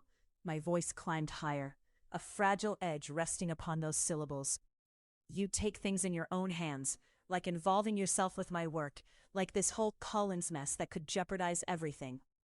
Jeopardize everything? Malcolm's voice rose to meet mine, an echo of desperation underpinning it. If I hadn't taken action, you might not even be walking out. Do you know what could happen if Collins gets a whiff of anything? From the break of day, when our online conversations twisted into a real-world dynamic, I had figured that we would eventually face conflicts. But this was different. This felt primal and raw, a clash of wills layered upon a bubbling attraction. Why does it always come back to me being the damsel in distress? I demanded, my heart pounding hard against my ribs. I'm not some delicate flower you need to shield. I've spent years proving that I can handle my own. Or is that just your narrative?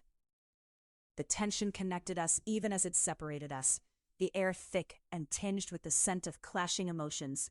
His shoulders dropped slightly. The fire in his eyes dulled, but only slightly, revealing an ember of understanding seeping through. Ava, it's not about that. I respect your strength more than anything. But what if I lose you? What if I lose everything we've built? Lose me? I paused, searching for my words, but they felt heavy on my tongue. You won't lose me if you actually let me in on what's going on. I have my ambitions. I have my life. If you would stop trying to protect me, thinking you know what's best. Fine. His tone shifted, defensive, but it lit that ember into a flame. Then what do you want to do? Should I sit back and watch while you walk into danger alone? My heart surged. This isn't about danger, Malcolm. This is about agency and trust. I'm not asking you to lower your guard, and asking you to stand beside me as equals. Equals? The word lingered, reverberating in the charged atmosphere. What do you know about being equal in a game rigged from the start? I can't lose you, Ava. Not now, not ever. There it is again. I stepped back, feeling the prickle of betrayal beneath every layer of tension. You can't have it both ways. You can't play the protector and still want me here by your side. Silence engulfed us once more, the fragile tension taut enough to snap. My body buzzed with adrenaline, each heartbeat underscoring a different rhythm of desire and fear. I could feel him studying me, analyzing how far I was willing to go. Maybe I'm tired of fighting, he said finally, voice dropping to a whisper.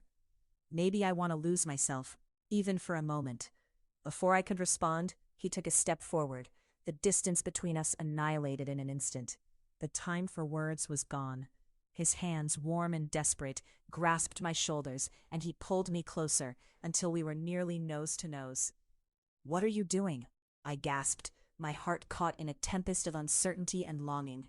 Playing a game, he murmured, his breath mingling with mine. I could feel the heat radiating off of him, swirling with the air between us, intoxicating and irresistible as the lingering tension of our argument simmered down into something primal, something deeper. You're infuriating, I whispered. But even as the words left my mouth, I leaned in closer, drawn by his gravity. "And you're impossible." His hands slipped from my shoulders, tracing down my arms to rest on my waist, a molten tension that ignited my skin beneath his fingertips. Every argument we had just fought crackled anew in the invisible space between us, thickening the air with uncertainty and desire. "You are insufferable," I managed, breathless. "And you're captivating," he replied, voice low and gravelly, sending shivers down my spine. Then our lips crashed together, the world falling away as everything fell silent in the wake of our heated connection. The fight, the tension, it melted beneath that kiss, turning into hands tangled in hair and bodies arching toward one another. Malcolm's lips were fierce and demanding against mine, igniting a deeper hunger that spiraled through me like a wildfire.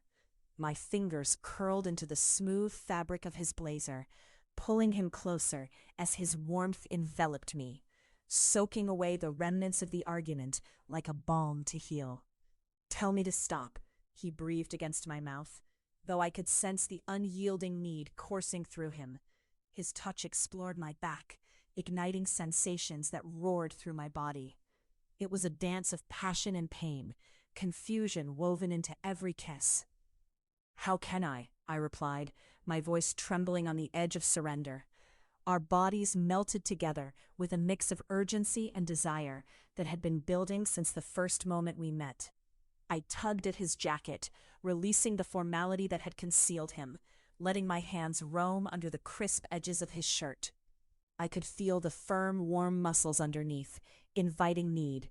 I flicked my gaze up to meet his expression a blend of raw hunger and something so genuine it unsettled me.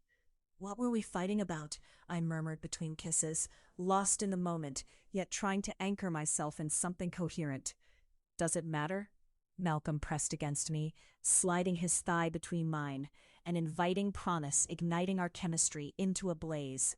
I gasped as the warmth radiated through me, the throes of an all-consuming fire. The world outside faded into an indistinct murmur, the sun pouring down light that almost felt sacrilegious against our heat. We fell back against the conference room table, papers tumbling to the floor like forgotten dreams as I tilted my head up to look at him. He made a sound low in his throat, and I realized this moment transcended mere passion. It was more profound, resonating with an understanding that existed among our mess, among the torn edges and tangled emotions. As I wrapped my legs around his waist, I lost myself in the depths of his gaze, both awakening and terrifying. "Right now," I whispered, practically gasping, "give in. Just, let's not think about what comes next." He pulled me closer, igniting every nerve ending as our worlds collided again, electricity sparking with every thrust of his hips against me. "That's what I wanted all along," he muttered, eyes flashing with something vulnerable and desperate. In that moment, amid the chaos of our confrontation, we lost ourselves together, embarking on a passionate escape that flourished beneath the weight of the world outside. And perhaps, while the fight raged within us, the undeniable truth laid bare, in this messy symphony of love and distrust, we were bound. That thought anchored me as I let go, surrendering to the power of connection and the beauty of everything we could become. Sure, below is the captivating chapter titled Darker Warnings, featuring Ava Turner's emotional journey, complex relationships, and gripping dialogues. Chapter 10, Darker Warnings. The ambient glow of the city streamed through the glass windows, casting intricate patterns on the polished floor as I paced around my apartment. Each step echoed in the silence, and with each beat of my heart, I couldn't help but feel a tension building inside me. I traced my fingers along the countertop, feeling the coolness of the marble, grounding myself. Malcolm's presence lingered, a blend of warmth and intensity that both reassured and unsettled me. But then the sudden knock at the door shattered my reverie. It was sharp and insistent, echoing through the stillness like an alarming siren. A frown knitted my brow as I opened the door to reveal an unexpected face. Kira, Malcolm's former business associate, stood there, her posture sharp and fevered. "Ava, we need to talk," she demanded, stepping past me without waiting for an invitation. A cascade of auburn curls framed her freckled face, but it was the intensity of her emerald eyes that held me captive. "Malcolm isn't who you think he is." "What are you talking about?" My pulse quickened, a mixture of adrenaline and apprehension surging through me. I remembered the late-night conversations Malcolm and I shared, his secrets woven seamlessly into a captivating narrative. But I hadn't expected anyone to challenge that reality. Kira crossed her arms, her gaze steadfast. "I know about his past. The things he's done. You're caught in something dangerous and you need to be careful." I clenched my jaw, a mixture of anger and protectiveness flooding my chest. "He has flaws. We all do. But he's not a villain, Kira. He's complicated." The words tasted bitter, and I couldn't silence the flicker of doubt that ignited in the depths of my mind. "It's more than complicated, Ava," she pressed, stepping closer, leaving just enough space to breathe. "He's involved in things you can't even begin to comprehend. It's dangerous, reckless, and he could drag you down with him." Her voice trembled with urgency, each syllable dripping with sincerity. "Why now?" I shot back, my tone sharper as if it could cut through the tension. "Why are you telling me this?" "Because I care about what happens to you. Malcolm and we had a history. I was there when he crossed lines that you wouldn't want to know about. I don't want you to become another casualty." Kira's admission drained the warmth from the room, replacing it with a chilly shadow of uncertainty. Just when I thought I couldn't bear the weight of my own emotions, Malcolm stepped into the apartment, carrying the electric charge of the city with him, the sweet scent of rain-soaked pavement, the vibrancy of life that threatened to envelop us in chaos. His presence sent a rush of warmth through my veins, momentarily diluting my connection to Kira's words. Kira's demeanor shifted almost imperceptibly, brow furrowing, as if sensing the magnetic pull between us. "Malcolm," she said, tone sharp as glass, "we were just discussing your past." Malcolm's gaze flickered between us, a single raised brow indicating his intrigue, or perhaps his amusement. "My past? Kira, darling, you've always had a flair for the dramatic. What exactly are you implying?" "She's scared, Malcolm," I said before I could stop myself, my voice softer, yet resolute. "She's warning me about whatever you've kept hidden." Malcolm's smirk faded, and tension crackled between us, filling the air with unspoken accusations. "And why would you listen to her rather than me?" His eyes narrowed, revealing a fierce protectiveness that was so quintessentially him. "Because she seems to care about me, Malcolm, more than you do, apparently." The words slipped from my mouth with an intensity that surprised even me. I took a deep breath, stifling the sting of annoyance and fear that crept up my spine. "Care is a strong word, Ava. Kira's motives might be less altruistic than you think," he countered, every word weighted with the alluring rhythm of his voice. "You dismissed my past as complications, but now it's all so simple to you?" Kira took a step forward, her expression unyielding. "Ava, look at what you're getting into. Relationships can be intoxicating, but they can also blind you to the truth. Malcolm's charm might dazzle you, but prefer to see what lies behind."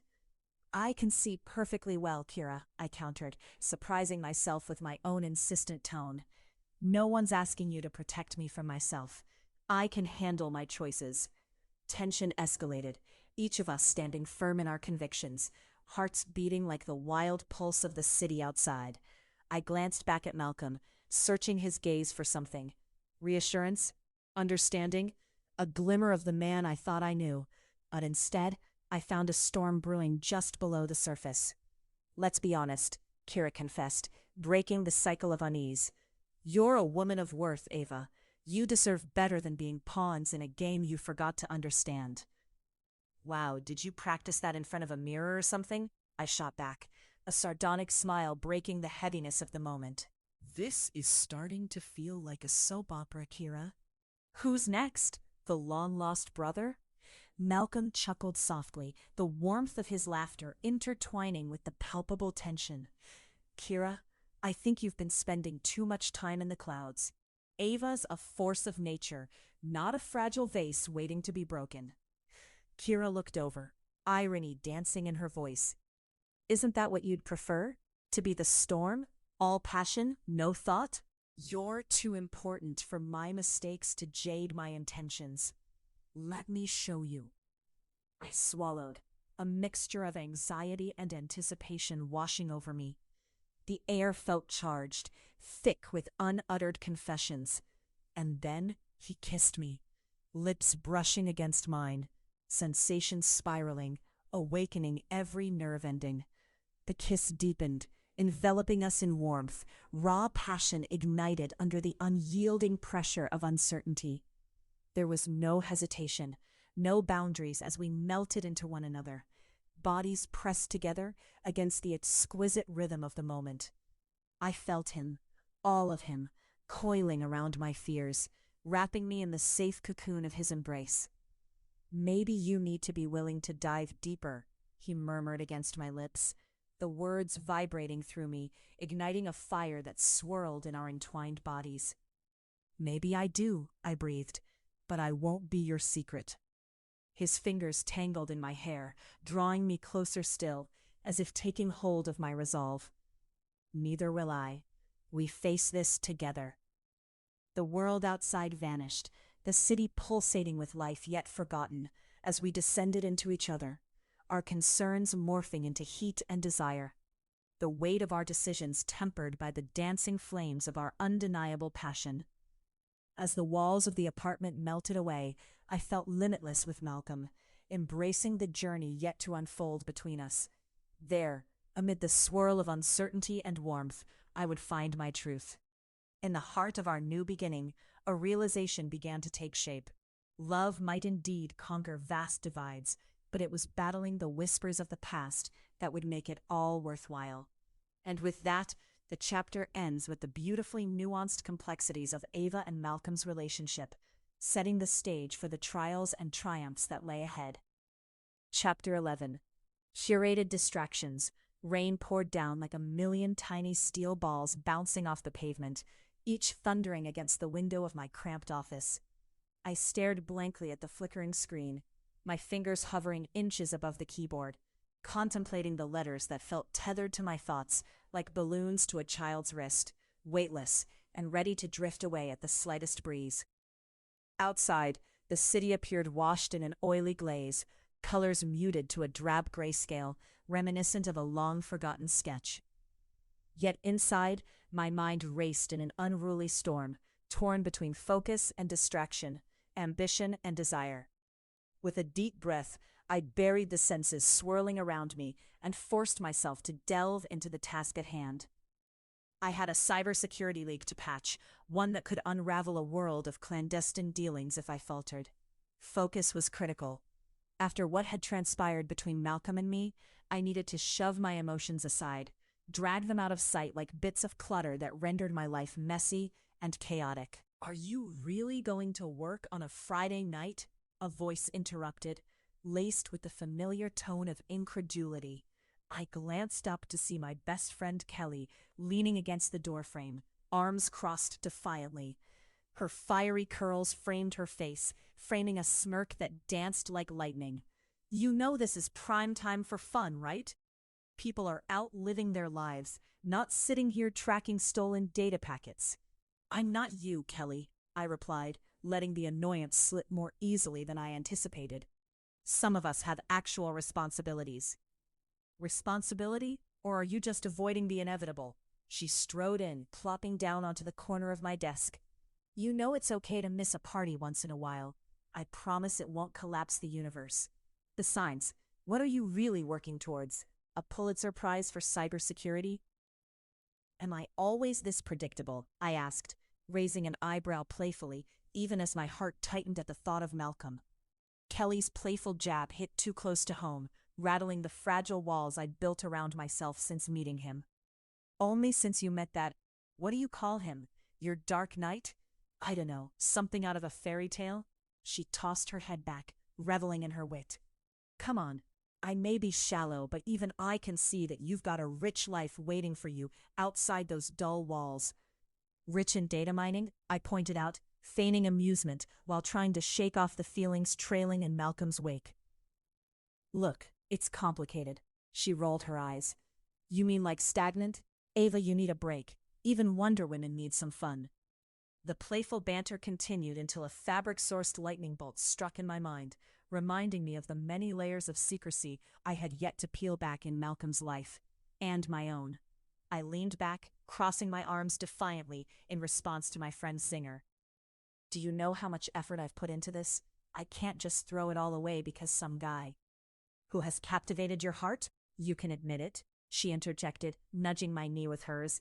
It was meant to be lighthearted, but the gesture felt like drawing a line in the sand, pointing directly at everything I cherished and feared. He's been your shadow king, hasn't he? The one you've built in the dark, safe from the prying eyes of reality. We both fell silent for a moment, the air thick with unspoken weight. My heart raced, pounding against my ribcage like an impatient messenger, warning me that hearts don't play fair. I turned my focus back to my glowing screen, hoping the glowing router on my desk would somehow exude enough stability to alleviate this emotional chaos. Why do you keep putting so much pressure on yourself? Kelly asked finally. You're allowed to have desires beyond work. Look at you. It wouldn't take a magician to see you've got a pulse on more than just cybersecurity. Just say yes to something beyond these walls. As if the universe was intent on proving her theory, the ringing of my phone shattered the intimate moment between us. I glanced at the screen, feeling my pulse quicken again. It was him. Is it Malcolm? She probed, her eyes sparkling with mischief, as if she were fishing for the juiciest morsel of gossip. Well, pick it up. It's not that complicated. I hesitated, undecided. What do I have to even say to him? Hey, Malcolm, just so you know, I'm busy trying to outsmart cybercriminals while feeling guilty about the fact that the last time we talked. About your feelings versus your career? Seems like you've stopped allowing him and yourself to breathe, Kelly quipped lightly. You're insufferable, I laughed, but the crinkle of my brow betrayed the lingering dread that this phone call could lead to a collision of my two worlds. I hit the green button and put the phone to my ear. Hey, Malcolm's voice rumbled, low and inviting, sending tendrils of warmth rushing through my body despite my reservations. Hi, I managed, words catching as a sense of vulnerability washed over me. You're working late. There was no question. His voice commanded certainty, like a man who knows the floor beneath his feet. Does that surprise you? I asked tartly, resting my chin on one hand, the cool wood of my desk providing minimal comfort. Not at all. There was a pause, an electric charge in the air, before he continued. Where's the fun in that? You don't really think I spend all evening counting money, do you? Do you expect me to believe that? I countered, trying to suppress the butterflies dancing in my stomach. Fun for you is probably incomprehensible to someone like me. And what do you think that means? Does my life scare you? His tone morphed, detouring from casual to serious, and I felt the air shift as if the rain outside had slipped in uninvited. Malcolm, let's not tell me, Ava. What scares you? The man you've built in your mind, or the one who's right here trying to understand you? A shudder coursed through me, banishing the warmth of solidarity, replacing it with cold fear. You know what I'm trying to do. Do you really? He pressed, his voice like thick molasses, inviting yet demanding. Isn't it easier to hide behind that screen than to face the truth of what it is we're building? I can't afford any distractions, I affirmed, defiance and longing punctuating my voice. Distractions or connections? It seems you've already made a lot of assumptions about what you can handle. That stung. You don't know my life, Malcolm. You don't see the risks at stake. Then let me in. Silence wrapped around us, swirled amid the chaos of the rain. My heart beat loudly, the thought of his proximity suffocating me. Let me show you, he continued. I don't know what that would mean, I responded, barely above a whisper. It means you could breathe, Ava. It means I won't run. I want to be that escape, even if it terrifies you.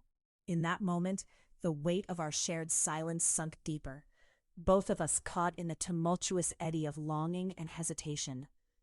The rain began to pour harder, as if nature mirrored the tempest stirring in my mind. "Are you coming over?" he asked suddenly, a budding command hidden beneath an invitation. I hesitated, staring blankly at my chaotic work desk, images of intertwining limbs teasing at the edge of my sanity. "Isn't that a terrible idea?" I finally replied, though even I could hear the waver in my voice. "Terrible ideas often lead to the best stories," he mused. I took a deep breath, letting it out like a confession. "Is this a story I'm ready to write?" "Why not?" His voice crackled across the line, simmering and warm. "I'll even bring takeout to sweeten the deal." "Fine, but I won't be held responsible for what happens when you get here," I said, trying to sound nonchalant when excitement coursed through my veins. "Trust me, we'll figure that part out together." I hung up, the air heavy with unfulfilled tension, as Kelly watched the entire exchange with a knowing grin. "Exactly what I thought. Would you listen to me now? Did you hear that? It'll be glorious." Before I could respond, she jumped up, her enthusiasm palpable. "You should change. Treat it like a date."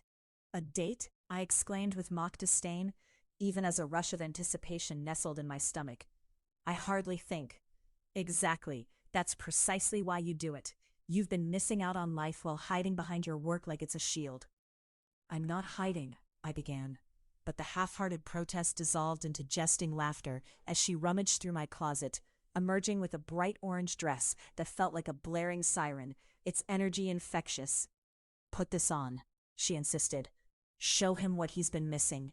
"And what about what I'm missing?" I countered half-jokingly, my cheeks flushing. "Exactly. That's what I'm talking about," she replied, tossing the fabric at me. "So change, and I'll make sure to uncater your workaholic cravings."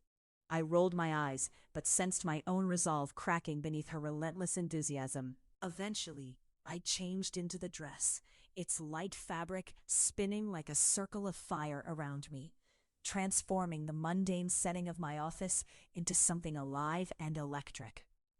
This might actually work," I breathed, gazing at my reflection in the mirror, slapping back the remnants of my earlier self. The sound of a car skidded up outside, and I rushed to the window, looking down just in time to see Malcolm emerge from the pouring rain, shaking droplets from his hair like a fierce lion stepping out of the wild. I could hardly breathe under the weight of that sudden realization. The line separating admiration from desire had blurred until it was nearly indistinguishable. "Let's go," Kelly exclaimed, her voice breaking through my reverie. "This is where the fun begins." As he dashed toward the door, I felt the veil of uncertainty lift momentarily, revealing the thrill beneath. In that dance of energy, the world outside melted away, and all that remained was us and the irresistible promise of passion waiting to unfold amid the chaos. Before I stepped forward, I turned to Kelly, who squeezed my shoulder and winked. "Now go get that fun, Ava. You owe it to yourself." With a soft yet determined smile, I opened the door, welcoming the tempest, this wild dance of desires. I stepped out into the storm, ready to indulge in the connections waiting to be forged, in the exquisite tension of the unknown. "Malcolm," I began as the door swung wide, "this may not be as straightforward as you think." "I'm counting on that, Ava. I wouldn't have it any other way." As he took my hand, sealing our next chapter with a grip that held deep promise, I knew that calamity and wonder were but two sides of the same coin we were destined to explore together. Chapter 12. Power Play. The rain fell in sheets, painting the sprawling windows of my high-rise office in a glistening veil. Each droplet danced, their rhythmic percussion a stark contrast to the tumult brewing in the air around me. I stood, feet planted on the sleek marble floor, my heart racing like the storm outside, as one reality clashed with another. Outside, the city glistened, but inside, I felt anything but clear. "Where do you think you're going, Ava?" Malcolm's voice cut through the tension, smooth yet unmistakably authoritative. He leaned against my doorway, arms folded across that perfectly tailored navy jacket, his eyes piercing through the surrounding chaos. "I have a meeting," I shot back, hoping my facade of indifference might shield me from the storm of emotions swirling within. But how could it, when he stood there actually radiating command? His gaze darkened, inviting a conversation I hadn't orchestrated. "You're not leaving me like this." The words were a statement of fact, not an invitation. The intensity etched on his face surfaced a heady mix of desire and frustration coursing through me. Here we were, two storms ready to collide. I stepped closer, invulnerability a practiced mask. "You don't own my schedule, Malcolm. Last I checked, I'm not one of your assets." His lips twitched with that dangerous smile I both craved and feared. "Maybe not an asset, but you are part of my game now, Ava. You should embrace it." "Your game?" I echoed, the words slinging back at him like a boomerang. "And I'm just a pawn?" "Hardly." He pushed off the wall, a predatory glint in his eyes as he invaded my space, uninvited yet all-consuming. "You're my queen, but don't forget, every queen has her moments of vulnerability." "Vulnerability?" I scoffed, aching to put some distance between us, yet drawn to him like steel to a magnet. "Is that your way of telling me to yield, to trust you, or whatever you're trying to spin?" "Hardly," he smirked, anything but earnest. "Just reminding you that in our world, trust is the gateway to power." The storm of my emotions struck again, wind whipping inside me, as I retorted, "Power and trust are not the same thing, and neither is breaking me just to polish your crown. Sometimes it takes a little pressure to illuminate the gems." His voice softened, that undertone of seduction edging back in. I could see him leaning in, as if willing me to fall into his orbit once more. "I'm not a gem for you to showcase," I fired back too quickly, my pulse racing as the rain beat down angrily outside, each droplet a backdrop to the urgency thrumming in the air. Malcolm moved closer still, the scent of sandalwood and cedar enveloping me. "And yet here you are, Ava. In my office, in my life, playing both sides." The deception hung, heavy and undeniable. "Playing or discovering?" I challenged, enacting that dance we had performed so many times before, our words a delicate yet clashing pas de deux. At that moment his phone buzzed loudly, slicing through the tension like a knife. Malcolm stepped back, irritation flickering in his dark eyes. "Perfect timing," he grumbled, glancing at the screen before looking back at me with renewed deliberation. "We've got company. I can't let this affect." "Company? What company?" Almost incredulous, I held my breath for a moment, willing the tempest inside me to quiet. Someone else would change the course of our volatile discussion? Malcolm didn't answer, his eyes shifting, distracted. "Think of this as a temporary reprieve." "From what?" I pressed, reluctant to lose the thread of the charged conversation. "You still haven't explained why the illusion of control matters so much to you, Malcolm. It all reeks of insecurity." His laughter was low and rich, the kind that could pull me in and shatter my resolve. "Insecurity? Oh, Ava, I prefer the term strategy. Everything I do is calculated." Just as I opened my mouth to retort, the door swung inward.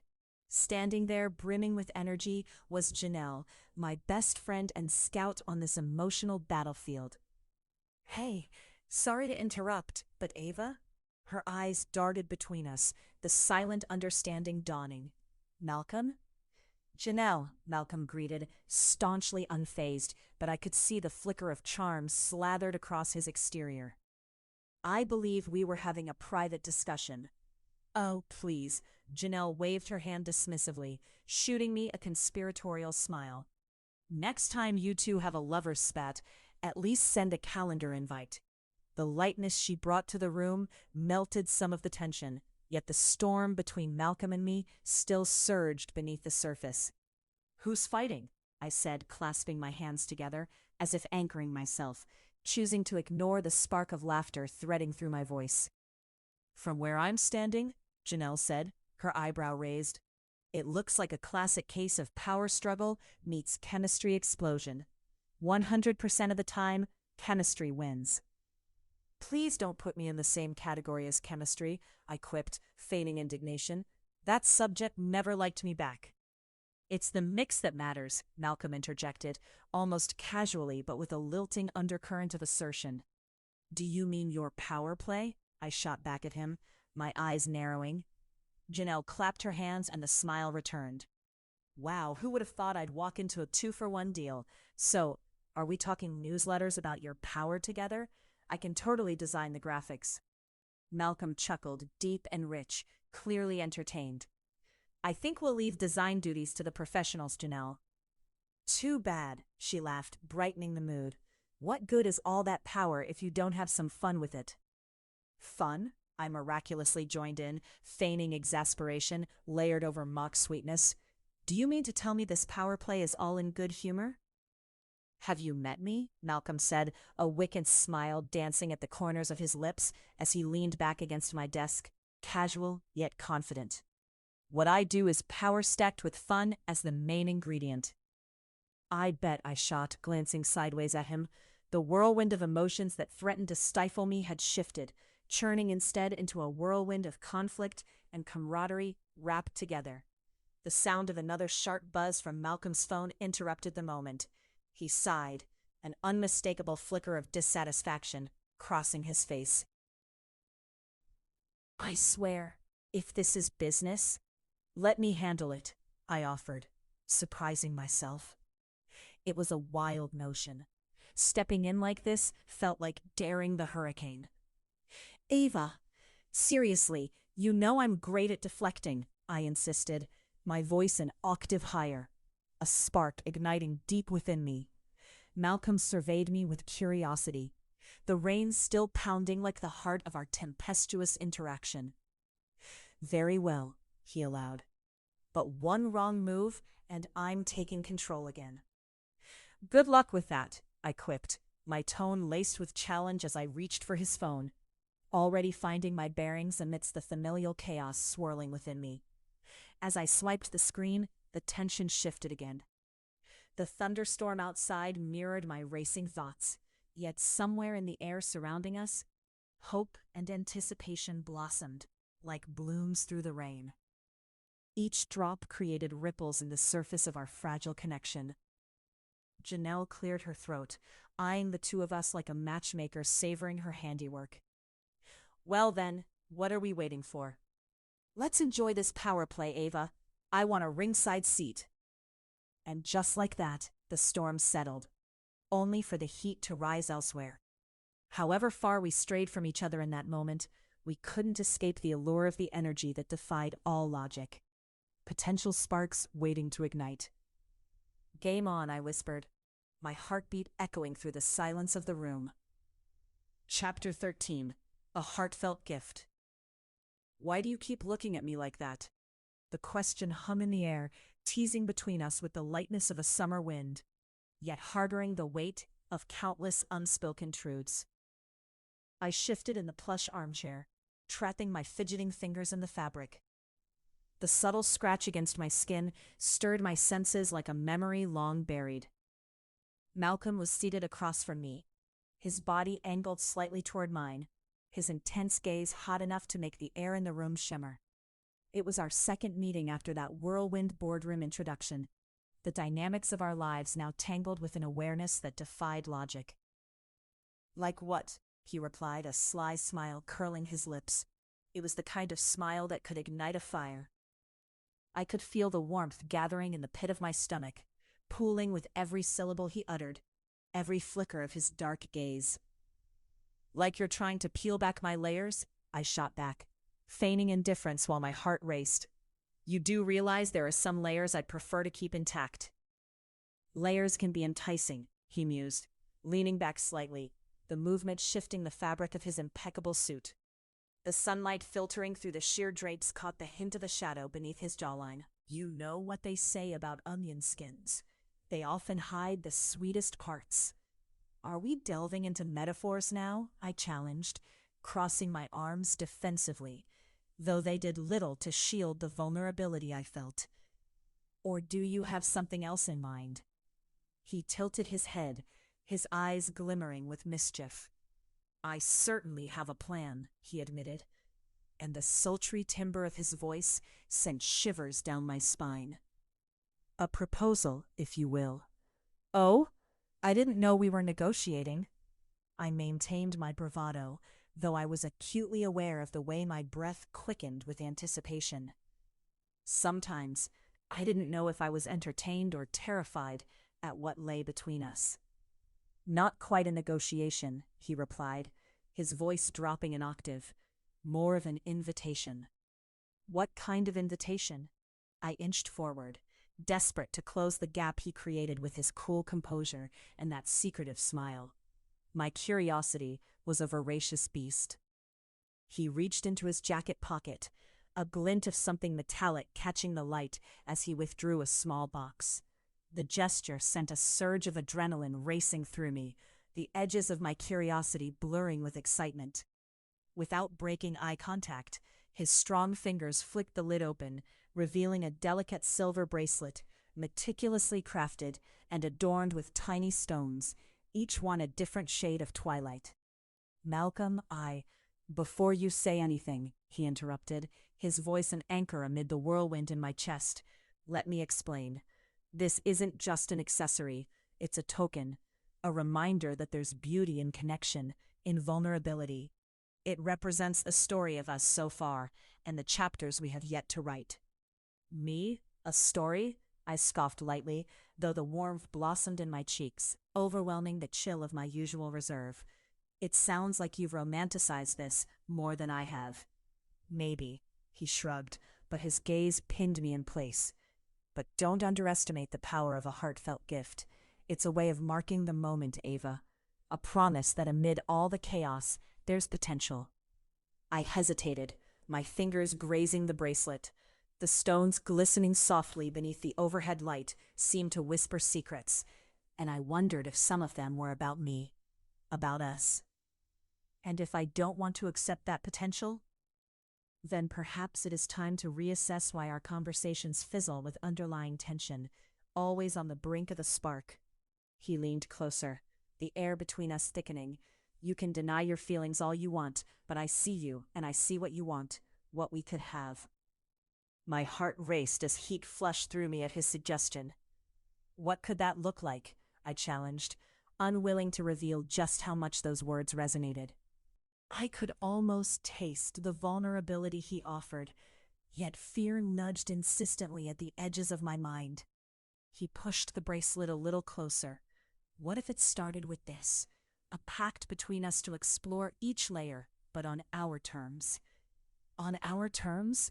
I repeated, an eyebrow raised as I absorbed the weight of his offer. The room had grown so still that I could hear the subtle pulse of my own heartbeat. Yes, no secrets for now. Malcolm's intensity was unyielding, just honesty and pursuit of understanding. You have your goals, I have mine, but that doesn't mean we can't navigate this together. "Malcolm, you're suggesting sharing something deeper." I wove my fingers in and out of the bracelet, a hopeful symbol of the connection he was daring me to explore. "You and I have entirely different worlds we're operating in." "That may be true, but we're also standing at the edge of something unique." His voice was a low rumble, steady and alluring. "We have a chemistry that begs to be ignited. Why fight it?" Danger and desire were dancing a fragile tango like two unwilling lovers, colliding with reckless abandon in my chest. "You make it sound so easy," I replied, tone laced with incredulity. "As if everything can be neatly wrapped in a box, like a nice little gift." He smiled, the kind that ignited a full blaze. "You underestimate me, Ava. I'm not suggesting simple. I'm suggesting profound." "Profound, huh?" I quipped, half smiling, half genuine curiosity interlacing with skepticism. "And what happens when things get complicated, when the stakes are this high? You don't just walk away when it's convenient." "Life is complicated," he replied, his words forceful yet tender, like a fleeting caress. "But neither of us can afford to back down from the heights we can reach together. We're both too resilient for that." An unwelcome thought nagged at the back of my mind. How could I be trusted in a world where hidden agendas simmered just beneath the surface? Malcolm had likely mastered the art of projection, but as I leaned into that moment of temptation, a stirring familiarity washed over me. I grappled with the enormity of what lay ahead, but couldn't ignore how alive I felt in his presence. What if I decide to say yes? I ventured, the weight of my words drumming a steady rhythm in my heart. Then we'll have a grand adventure. He was on his feet, shifting closer, cutting through the space I'd subconsciously placed between us. But you already know that you're my kind of chaos, Ava. The question is whether you can embrace that chaos, perhaps even make it a dance. With my heart aching for a dance that craved intimacy, I gazed into his eyes, searching for any flicker of ulterior motive that might dull my clarity. Instead, I found strength that could either tether me to safety or tether me to perilous depths I barely understood. "I'm in," I blurted, the words escaping before doubt could take root. And as Malcolm swept the bracelet from my fingers, clasping it around my wrist, his eyes glimmered with something that felt like a promise, which ignited a warmth so intoxicating, I had little choice but to lean into that connection entirely. "Now that's a start," he murmured, leaning closer, the tension between us thickening like the steam from morning coffee on a cold day. Before I could formulate a response, his lips brushed against mine with a delicate fervor that sent sparks cascading through my body. I melted against him, losing myself in the swirling depths of that kiss, his warmth crashing into my resolve like waves against the shore. The world outside faded. It was just the two of us, caught in the throes of passion that made every second feel infinite. When he finally pulled away, his breath soft against my skin, I found solace behind the fire in his gaze. "Let's not waste a moment longer." He dropped his forehead to mine, the electric tension drawing us closer. "I've waited long enough to explore what is possible between us." "What happens when the distractions of the world creep back in?" I asked, half serious, despite the laughter bubbling within me. "Then we field those distractions together," he grinned, leaving the door wide open for whatever common madness awaited us. "Just remember, I've got your back." "You might regret that when my projects pull me in 8 different directions," I teased, but the seriousness of the moment thrummed in my pulse. Each passing second exploded with potential, the laughter spinning into a tangled web of possibilities.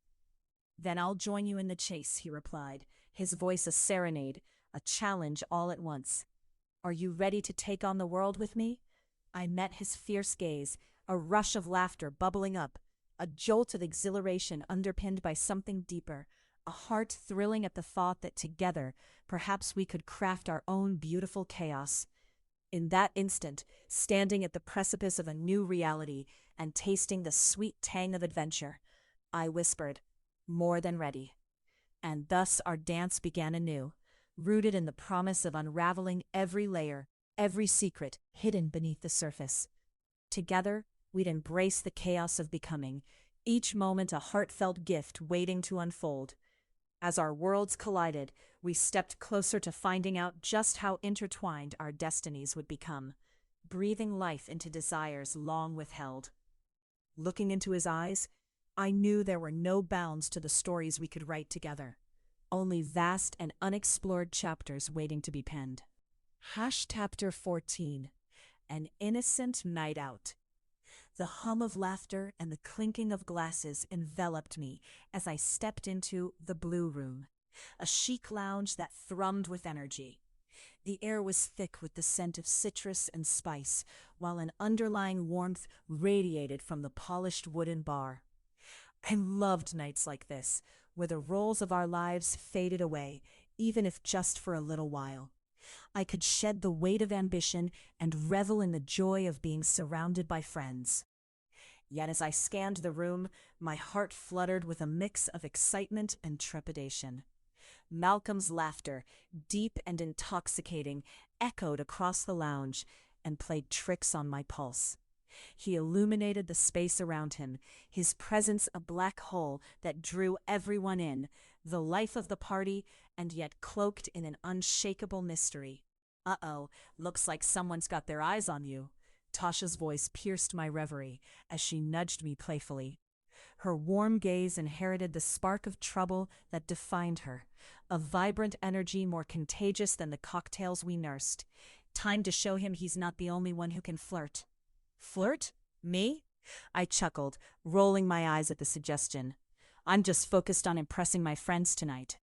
"Sure, but the way you two look at each other? Please, it's practically a soap opera," she said, leaning closer, her expression both teasing and sincere. "That might be true," I admitted, stealing a glance once more across the lounge. Malcolm was animatedly engaged in discussion with a couple of colleagues, his body language open yet commanding. There was a charisma about him that was impossible to ignore, something that both thrilled and terrified me. Just last week, I was exploring the deepest recesses of our connection, unearthing truths whispered in the dark corners of midnight chats. And tonight felt like a revealing of sorts, like the unveiling of a complicated art piece under harsh lights. "Just be careful, Ava. You know how he gets when it comes to you," Tasha warned, the lightness in her voice undercut with genuine concern. "Your independence is your superpower. Don't let him dim that." "He won't," I replied resolutely, even as a tightness in my chest twisted with the unacknowledged fear that I might be losing myself in this whirlwind with Malcolm.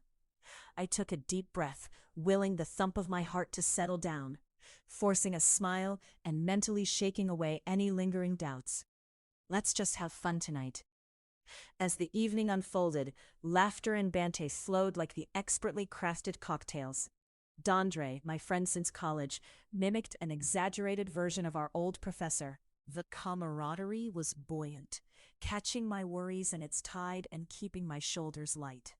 But then my eyes caught Malcolm's again, and the air prickled with an unspoken tension that shifted the mood. He had moved closer to another woman, a statuesque figure with glossy hair cascading down her back.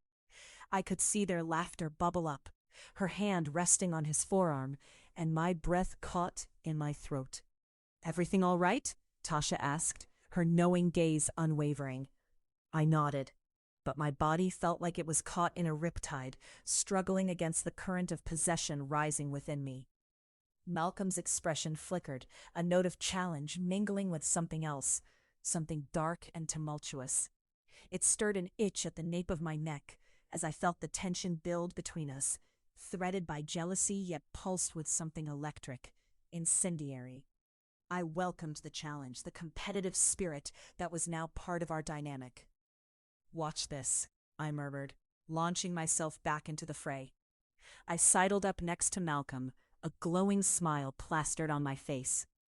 "I thought this was a night for catching up and stepping out, not just for you to charm the ladies," I teased, injecting playful mockery into my voice, trying to reclaim a narrative that felt like it was slipping. He turned, and for a moment everything else fell away. "Ava," he said, amusement dancing in his eyes as they flicked from me to the woman still vying for his attention. "Just trying to spread my charm." His voice silken, my resolve softened. But the challenge had been issued and I was not one to back down. "Is that so?" I lifted an eyebrow, channeling every ounce of confidence that radiated from the energy of the evening. "You should remember I'm formidable too." "Is that a threat?" he teased back, but there was a heat to his gaze that suggested he was more captivated than challenged. "More like a promise," I said, catching Tasha's eye, the knowing grin on her lips a silent assurance that I was not alone in this spicy dance of power. "And how about a round of truth or dare?" DeAndre interrupted, his thoughts as quicksilver as his wit. "Let's spice it up a little. No holding back." The laughter restarted, buoyed by the suggestion. I turned my head sharply to Malcolm, whose brows knitted together in contemplation. I caught a flicker of something, perhaps anxiety, behind his eyes.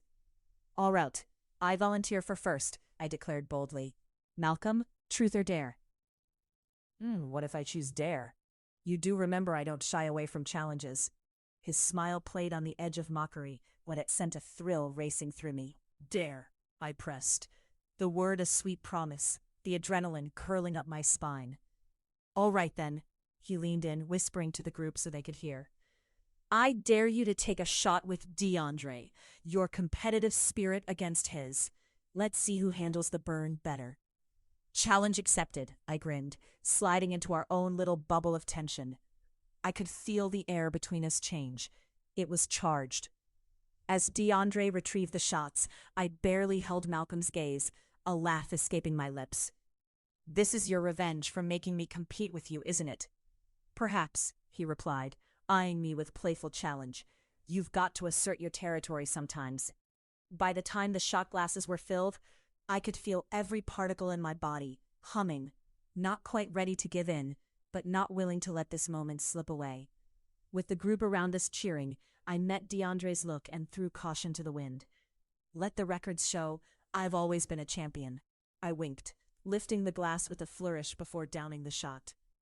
The fiery burn seared my throat, but I barely flinched, meeting DeAndre's eyes with defiance. Laughter erupted as I slammed the glass down, victorious.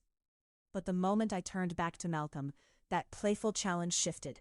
The facade slipped, and an unexpected seriousness flared between us, ignited by the thrill of competing. Ava, he said softly, his voice dropping and his gaze unwavering. You don't have to prove anything to me. Not even a little, I countered, leaning in closer, demanding more than I was usually bold enough to ask. An electric current died between us, both of us acutely aware of the lingering mess of attraction, jealousy, and all those unspoken words captured in the air. Not one bit, he replied. His tone was low, a note of protection laced with undeniable desire. But I felt something deep within me stir, a determination not to hold back. The night wore on, the competitive energy ever present, but we were slowly inching back toward one another, a tether binding us closer. I found myself intertwined in conversations, laughter, and playful jabs, Malcolm's presence a steady pulsation behind me. Yet that one woman lingered at the periphery of our evening, her laughter throwing shadows over my quickening heartbeat. Ava Turner, forever embracing the fierceness of what it meant to be alive in this moment, ricocheting between friendship, flirtation, and something much deeper. Another round? Tasha suggested, the crowd eager. Absolutely, I chimed in, tilting my glass high, unwilling to let the night settle back into softness and extinguish the lingering fire. Malcolm erupted beside me, hands on his hips. Then I'll need to make sure you don't get too cozy. Ava, truth or dare? Again, I breathed, my heart racing in both anticipation and mischief. Bring it on. Dare. I'll take another round of applause. And just like that, I threw myself headlong into the games of the evening, my spirit buoyant, the tension between us alive and pulsing. Laughter rang out as new dares flew, but through it all, Malcolm's eyes never wavered from mine, the understanding running deeper than wild fun, hinting at the tangled web of feelings that lay just beneath the surface. And I felt the exhilarating rush of knowing that whatever battles we faced together, whatever chaos had surrounded us, there was a force at play between us that would only grow more powerful with each passing moment. As I held my ground, grinning through the mayhem, I couldn't help but think, maybe this night was just the beginning of a reckoning, not just between us, but within me, too. Who knew how deep the waters ran? But I was ready to dive in and feel everything it offered. Ready for what's next? Malcolm murmured, his voice low enough for only me to hear, the heat of his breath coaxing a rush of awareness. Always, I shot back, wanting to learn what more this electric connection would reveal. May I forever challenge the depths of my own ambitions while anchoring my own heart to his in vivid hues. It's one daring plunge I would gladly take. Chapter 15. Revelatory Conflicts. The scent of freshly brewed coffee hung in the air, mingling with the sharp tang of citrus from the mandarin slices I'd meticulously arranged on the marble counter. Each segment glistened under the overhead lights, as if inviting Malcolm to take a bite. I picked one up, feeling its smooth surface beneath my fingers, and tossed it into my mouth, the sweetness instantly flooding my senses. Looking out the floor-to-ceiling windows of his high-rise, I could see the city waking. Cars crawled like ants across the expansive streets, and tiny figures milled around the sidewalks, oblivious to the unfolding drama within these walls. I took a deep breath, gathering my thoughts. Today was pivotal. I was on the cusp of a major project reveal at work, one that could set my career ablaze. Yet the weight of my unspoken turmoil with Malcolm, our late-night messages turned hot reality, loomed over me like the approaching storm brewing in the distance. "Do you need help with that?" Malcolm's deep voice broke the spell of my thoughts, and I looked over my shoulder. Clad in a fitted white shirt and dark jeans, he stood in the doorway, eyes scanning my every move, intense, curious, perhaps hungry. "It's just fruit, Malcolm, unless you've developed some expertise in mandarin slicing," I replied, trying to keep my tone light, adding a hint of sarcasm as I pressed the knife into the fruit. He stepped closer, those long strides inherently commanding, and leaned against the counter. His gaze never wavered from mine. "You'd be surprised at my culinary skills. I once made a soufflé that brought a Michelin chef to tears." I snorted, shaking my head. "The only time I've seen a chef cry is when they're on reality TV after getting eliminated." I paused, the playful banter hanging in the air like an unsheathing sword. I'm sure they were tears of joy and not regret. "Regret is a funny concept in this city." His words dripped with insinuation. "Some people spend their whole lives regretting their decisions. You?" "Of course not," I countered, a bit too quickly, practically slicing through him with my tone. "I'm a cybersecurity consultant, Malcolm. I deal in facts, not fantasies or regrets." Something flickered behind his eyes, a shadow passing through the sunlight flooding the room. "Is that all you believe in?" I swallowed hard, the debate surfacing faster than I anticipated. "What do you mean?" "You function on logic, chained to your ambitions. But what about, I don't know, life, passion? What about the warmth of danger, Ava? The thrill that comes with love?" A laugh escaped me, sharp and dismissive. "What good is love when I can't even navigate my own feelings around you? When my job, my ambitions, feel like they're at stake?" The air between us crackled with tension, as if the very fibers of our unspoken truths were snapping at the seams. "Ambitions aren't everything," he said, his tone firm yet tinged with an emotion I couldn't quite name. "You can't build walls that high without eventually feeling trapped inside. That's not living." I turned away, feeling the heat rise in my cheeks. He was right, and I hated him for it.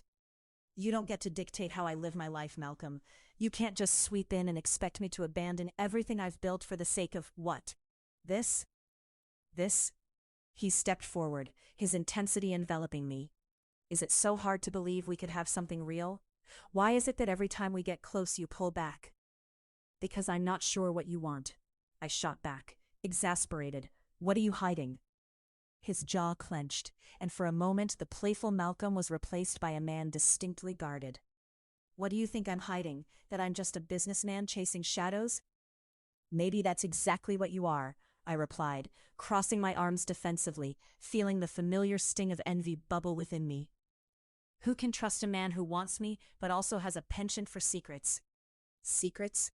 He raised an eyebrow, his voice lowering to a sultry murmur that sent shivers racing down my spine. "You're no saint either, Ava. You've built a fortress around yourself, and I can't tell if it's to keep me out or protect what's inside."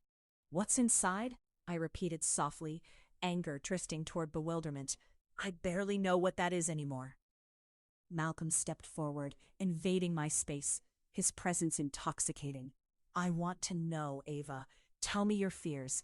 Tell me what keeps you up at night." "Fear? You want to know fear?" I gestured wildly, frustration and hurt spilling over. "It's the fear of trusting someone who could pull the rug right out from under me, who could shatter everything I've built." His eyes darkened, understanding and remorse flickering vividly. "I'd never hurt you intentionally. You know that much?" I scoffed, the raw vulnerability in my voice cutting deep. "But you're a part of a world that I don't belong to. The shadows you dance with could swallow me whole." "It doesn't have to be like that," he urged, stepping closer, inches apart. "You underestimate your strength, Ava. You're not just an investigative powerhouse. You're so much more." "What do you mean more?" I pressed, wrestling with the gust of emotion swirling between us.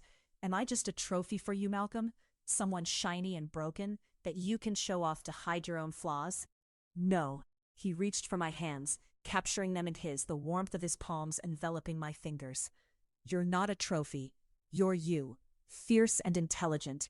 You challenge me daily, but you can't seem to see that you deserve everything: riches, success, and love. Love. The word lingered, heavy and awkward. Is that what you want? Love? I want you, he answered simply, almost too rawly. But you need to shed this armor you wear before I can reach you. I don't know how, I admitted, a flicker of shattered hope threading through my voice. I've turned away from my feelings for too long. My success, my career, it's all I've ever wanted. Then let me help you find a balance, he urged softly. Balance? I chuckled bitterly, the absurdity of it twisting my insides. In your world, there's no balance. It's a dance on a razor's edge. And that's where it gets interesting, he countered, his lips curving up slightly. Something in me quaked at his challenge. Interesting? You think my life's a game? I think it's a beautifully complex puzzle. Just allow yourself to take a chance. My pulse quickened at the intensity in his gaze, equal parts hungry and earnest. Could I really do it? Let go? Suddenly, I found myself leaning into him, drawn to the gravity of his presence. Each heartbeat became a drum echoing in the silence between us. I could feel the tension thickening, the magnetic pull urging us closer. What if it all falls apart? I'll make sure it doesn't, he said steadily, brushing a stray strand of hair behind my ear. The small gesture igniting a deep longing. With one sharp breath, I whispered, what if it already has? And just like that, our walls came crashing down. He closed the distance between us, capturing my mouth with his. The kiss ignited a fire of raw, unchecked passion, melting the doubts from my mind and drowning my fears in desire. His hands roamed my back, exploring curves and hollows, teasing out the warmth that I had tucked away for so long. I surrendered to the heat pooling between us, the world outside fading into an oblivion as our bodies tangled tighter. Feeding off the intensity radiating between us, we tumbled into the plush confines of his living room sofa, where velvet cushions cradled our heated exchange, surrendering to the urgency pulsing underneath the surface. His hands slid beneath the fabric of my blouse, fingers trailing fire across my skin, every touch pulling me deeper into a heady whirl of longing. What do you want? He murmured against my lips, breath mingling with mine in a tantalizing dance. I pulled back to meet his gaze, an electric thrill coursing through me. You know what I want. Ava, he breathed, his voice rough with longing, as we both grappled with the need to be more than just bodies intertwined. The moments we'd shared, nights spent under the stars, secret conversations shrouded in anonymity, were alive in the air around us, urging us toward an inevitable climax. Then show me, I whispered, the challenge electrifying the air. His smile widened, dangerous yet promising, a glass shard of vulnerability glistening in the corners of his eyes. Always, he murmured, I'll always show you. As our world spiraled into chaos and pleasure, there in the thick of it all, I could finally breathe, an exhilarating mix of fear and freedom flooding my veins. And amid the storm of our awakening, I knew this was only the beginning. I was ready to embrace everything, even if it meant stepping into the shadows. The kiss deepened, becoming a fevered tempest that engulfed us whole. I reveled in the thrill of being wanted, of longing weaving its enticing tendrils through the fabric of my heart. This was no longer just passion, it was a reckoning, and I would meet it head-on, no matter what lay ahead. His fingers twisted in my hair, pulling me deeper, closer, as the storm raged on outside, but inside it was peaceful, transformative. We broke apart, our breaths heavy, mouths stained with the remnants of our desperation. He brushed his thumb against my cheek, gaze demanding and tender all at once. "You're everything," Malcolm said, his voice a vow. "Don't ever forget that." And as I nestled against him, I knew then that neither of us would let go, not now, not ever. Chapter 16. A Dangerous Gamble. The rain drummed against the ornate glass windows of the rooftop lounge, its rhythm a chaotic symphony that mirrored my own racing heart. Clouds, heavy and low, obscured the city skyline, the shimmering light swallowed whole by the impending storm. I adjusted my clutch, my fingers grazing the silver clasp as I caught a glimpse of my reflection in the glass. Flushed cheeks, eyes wide and uncertain. This wasn't just another corporate gala. This was the beginning of something more perilous than I could ever have imagined. "Are you ready?" Malcolm's voice broke through the weather's fury, smooth like melting dark chocolate. He stepped closer, the dim light casting shadows across his chiseled features. The tailored suit clung to him in just the right way, accentuating a presence that could devour any room.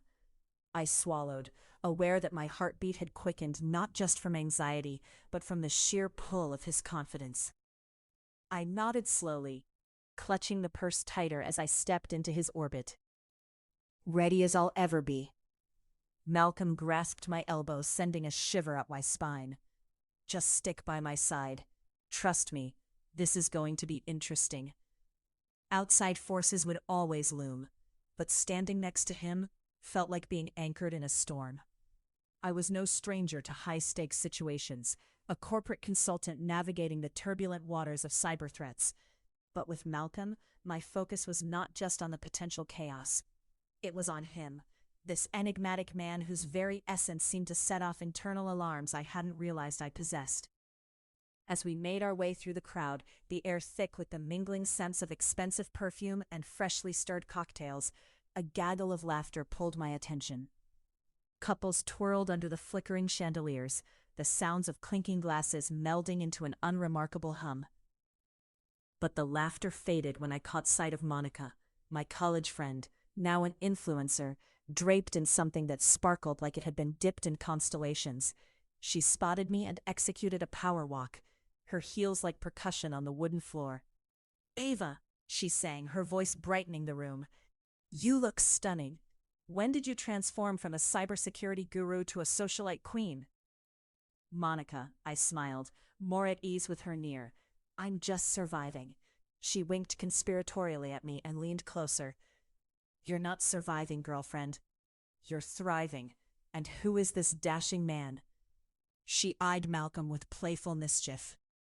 "This is Malcolm Orane," I introduced, injecting just a hint of pride into my tone. "My business partner," he cut in smoothly, a flicker of something in his gaze as he regarded her, his protective instincts flickering to life.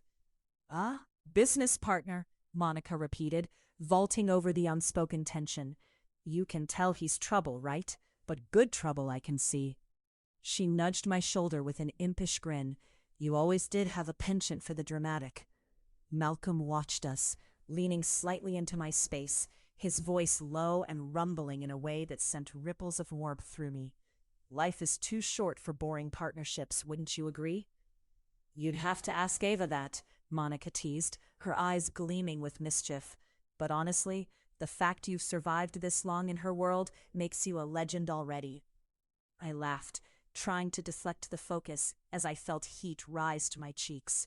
"Listen, I'm usually knee-deep in code, not schmoozing among the city's elite." Monica feigned shock, placing a hand on her heart.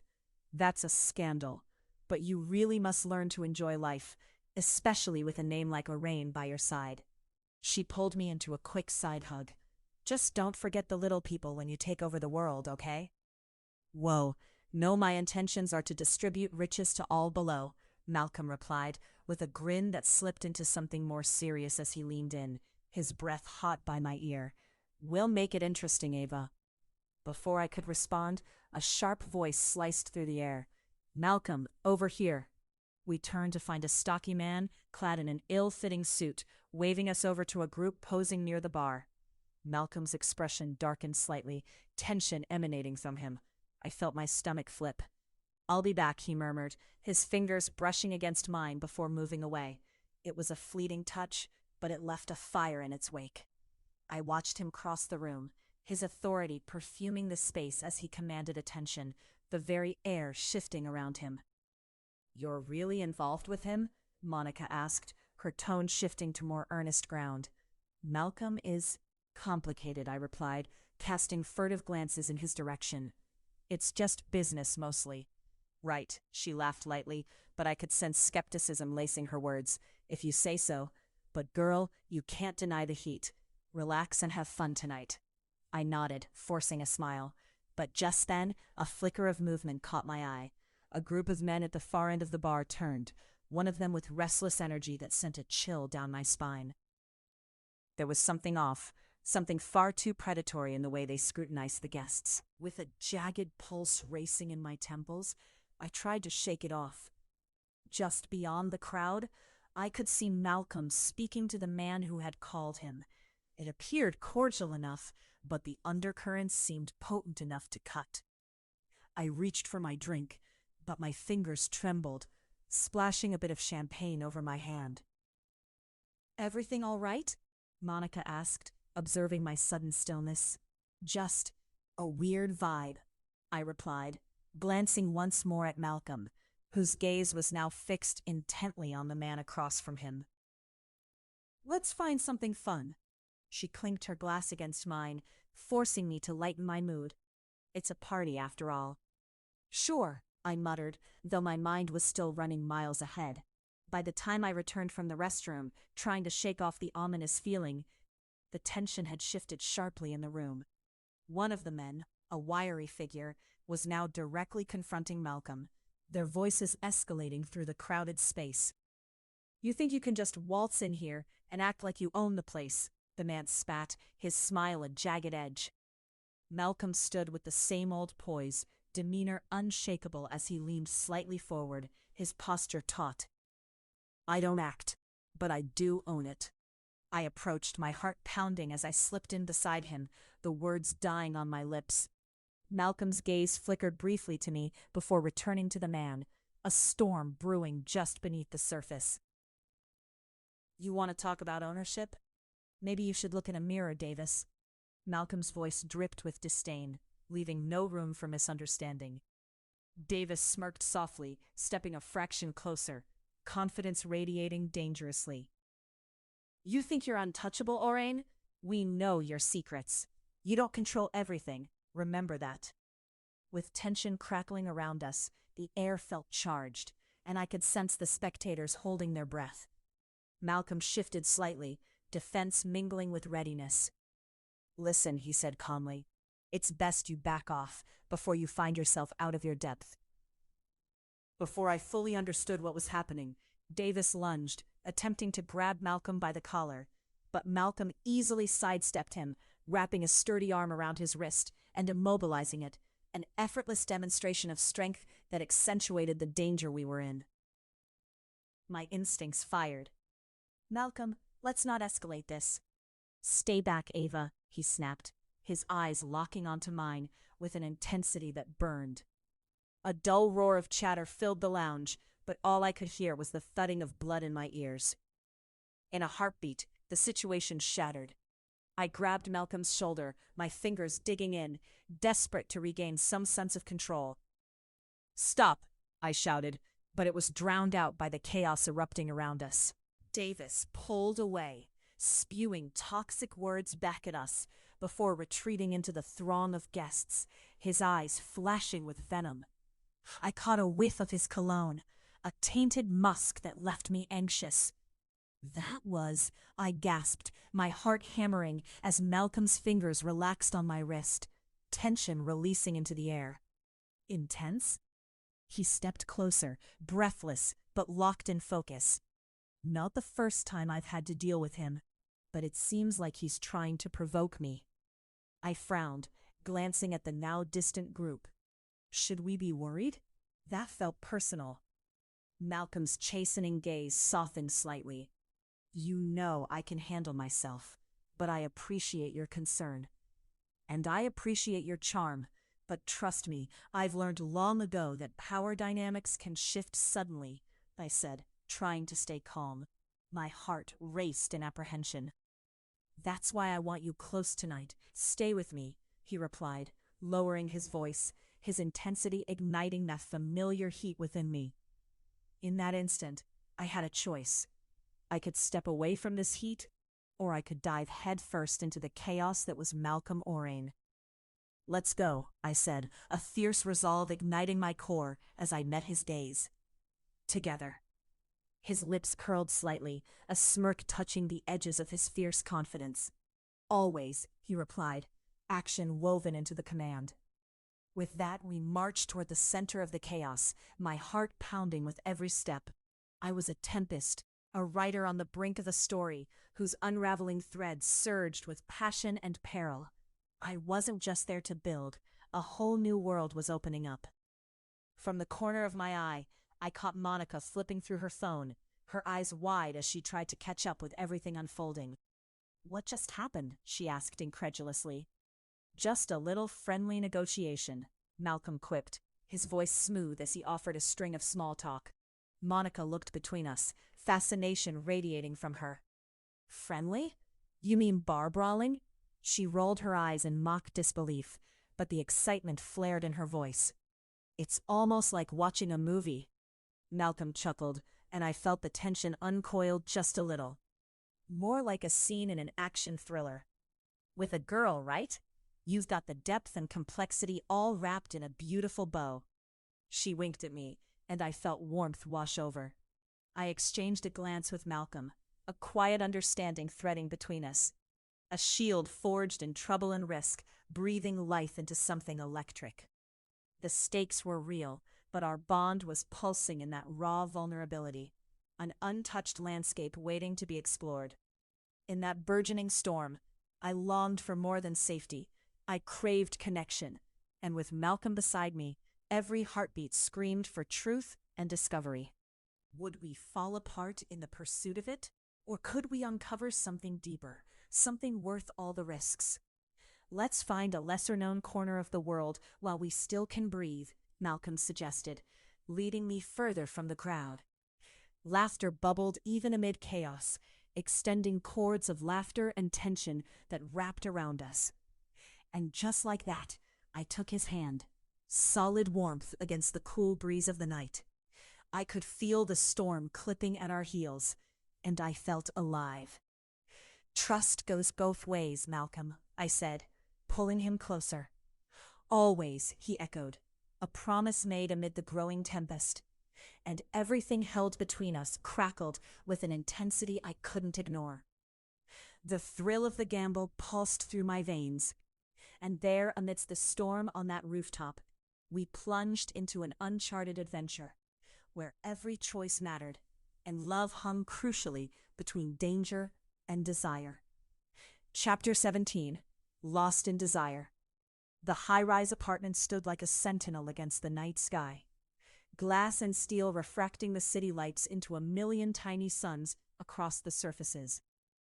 Inside, muted music floated through the air, a mellow blend of jazz that entwined itself with the scent of tobacco and aged bourbon, hanging low like a warm embrace. I paused at the threshold, the world outside falling silent behind the heavy door, cocooning me in this intimate space that had become a hidden haven and a prison of yearning. Malcolm leaned against the table, arms crossed, with that innate elegance that seemed to imbue every move he made. He wasn't just any man. He was a paradox, a force of nature, alive with shadows yet radiant with charm. In that moment, the air hummed with unspoken electricity, a current drawing me toward him, igniting every suppressed desire I had painstakingly kept at bay. "Ava," he greeted, his voice a low growl that vibrated through my bones. It was a sound of power blended with an undercurrent of something more profound, a desire that mirrored my own. I stepped further into the room, closing the gap between us. "What do we do now?" My voice barely rose above a whisper, the question laden with everything I felt, but had yet to articulate, a mix of anticipation, dread, and raw longing. His gaze pierced through me, revealing layers upon layers of understanding and hunger. Now, we decide what happens next. His words hung between us, heavy with promise. An electric charge passed through me, and the barrier of distance dissolved. I felt the heat emanate from his body, a beacon in the dark. Everything in me screamed for connection, yet doubt clouded my mind. We can't just dive into this, can we? I hesitated, the barrier I built around my heart cracking under his intense gaze. Why not? He challenged, unwavering. What's holding you back? The risk? The chaos? He took a step closer, the distance shortening until I could feel the warmth radiating from him. Or perhaps you're scared of wanting something, someone, more than what you think you're allowed. My heart raced, a wild thrum against my ribs. Here was a man who saw through my every facade, whose presence consumed the room and threatened to swallow me whole. Malcolm, I began, but the sound of my name on his lips beckoned me instead. His fingers brushed my arm lightly, igniting a trail of fire. Say it, Ava. I can handle it. Fine, I whispered, heart tugging against my mind's warnings. I want you. The admission spilled from my lips, so compelling, so dangerously freeing. But even as the words hung between us, I felt the cautionary tendrils of my ambition wrap around my thoughts. His breath caught, the moment stretching out, poised on a knife edge. What if we lose ourselves, Ava? What if everything you've built is overshadowed by us? If I lose myself, maybe I can find a new version, a stronger version. I held his gaze, my pulse echoing the resolve in my voice. Why should I fear what could be beautiful? The faintest of smiles danced on his lips, his typical charming bravado flickering with a more serious edge. Trust me to catch you when you fall. In that magnetic pause, he seemed to draw closer, pulling our breaths in sync, a shared rhythm that resonated in my very core. And then, with a sudden movement, he closed the distance, enveloping me in a cocoon made of warmth and desire. Our lips met with an urgency that sent stars exploding behind my eyelids, igniting all reason. It was a soft entreaty that turned fevered almost instantly, an amalgamation of longing, of 1,000 unfulfilled promises finally taking flight. His hands tangled in my hair, tangling our bodies together, the weight of his kiss forcing me to confront everything I feared and wanted. I melted against him, relishing the sensations, the silk of his shirt against my palms, the way his body tensed and relaxed beneath mine. A sudden sharp knock at the door shattered our bubble. My heart dropped, and Malcolm pulled away, his expression shifting from enchantment to irritation in an instant. "Who the hell?" he muttered, glancing toward the door, annoyance layering over the remaining thrill in the air. Maybe it's just Ryan. I tried to laugh, but the knot of tension in my stomach told me it was more than a casual interruption. Just as I said the name, Malcolm's phone buzzed across the sleek surface of the table, a reminder from a world outside our own, poised to intrude. He swore under his breath, snatching the phone, and I took a step back, feeling the cool air as the exhilarating heat of our moment dissipated. "It's just," Malcolm trailed off, reading the screen. "It's Ryan. He insists on coming in." Great. I chuckled lightly, though nerves twisted my insides. He's going to think we're hiding something. Trust me, if we are, it won't matter. His tone was low, serious, but a glimmer of mischief crossed his face. He's going to be the last person to pass judgment. In that instant, the door swung open. Ryan Burke, tall and robust, stepped into the apartment as if he owned the place, his presence both familiar and combative. He had that easy manner of someone who would burst into a board meeting without invitation, unbothered by decorum. "Malcolm, you wouldn't believe what I just uncovered." His eyes flickered past Malcolm and landed on me, the realization dawning slowly from our proximity to the flushed heat on my cheeks. "Oh, Ryan," Malcolm interrupted, the cool authority in his voice a sharp contrast to the wild thrum still pulsing in the air. "Ava and I were in the middle of something here. Can this wait?" Ryan's brow furrowed, his gaze darting between us. Yeah, about that. I mean, it looks like you two are… Ryan, I chimed in, stepping forward, desperate to edge the escalating tension between them. What's the urgent news? Right, he coughed, shifting gears. There's a pretty major lead in the Hanley case. You know the one, the cyber fraud? Our sources pinpointed some suspicious transactions. It could tie directly to Malcolm's. Are you serious right now? Malcolm interrupted, each word clipped, his eyes narrowing. This is something you can handle without pulling her into it. I get it. She's your confidant, but also a kick-ass investigator. Ryan's hands were raised defensively, the light-hearted tension between them collapsing under anticipation. Plus, you know how connected we are. It's a big potential break. Just not now. Malcolm's voice was grounded, the tension in the air shifting back towards that electric pull we just started to ignite. Give us a moment. But the moment had shattered with Ryan's entrance, the dance of tension shifting to a budding comic relief in the absurdity of the situation. I didn't mean to interrupt your romantic tryst. I'm just here to do some work, right? Ryan's attempt at levity fell flat against Malcolm's brow, already knitted with exasperation. Oh, please. I rolled my eyes at Ryan, but the tension faded slightly, the pressure easing. It's not every day that you walk in on a billionaire and his femme fatale mid-connection, right? Ryan cracked a smile. Exactly. Who would have guessed it? He leaned against the doorway, the weight of the world shifting as laughter threatened to draw us close again. Looks like you both have some serious chemistry cooking here, though. Focus, Ryan, Malcolm snapped. But even he couldn't hide the twinkle in his eyes. You've chased this lead long enough.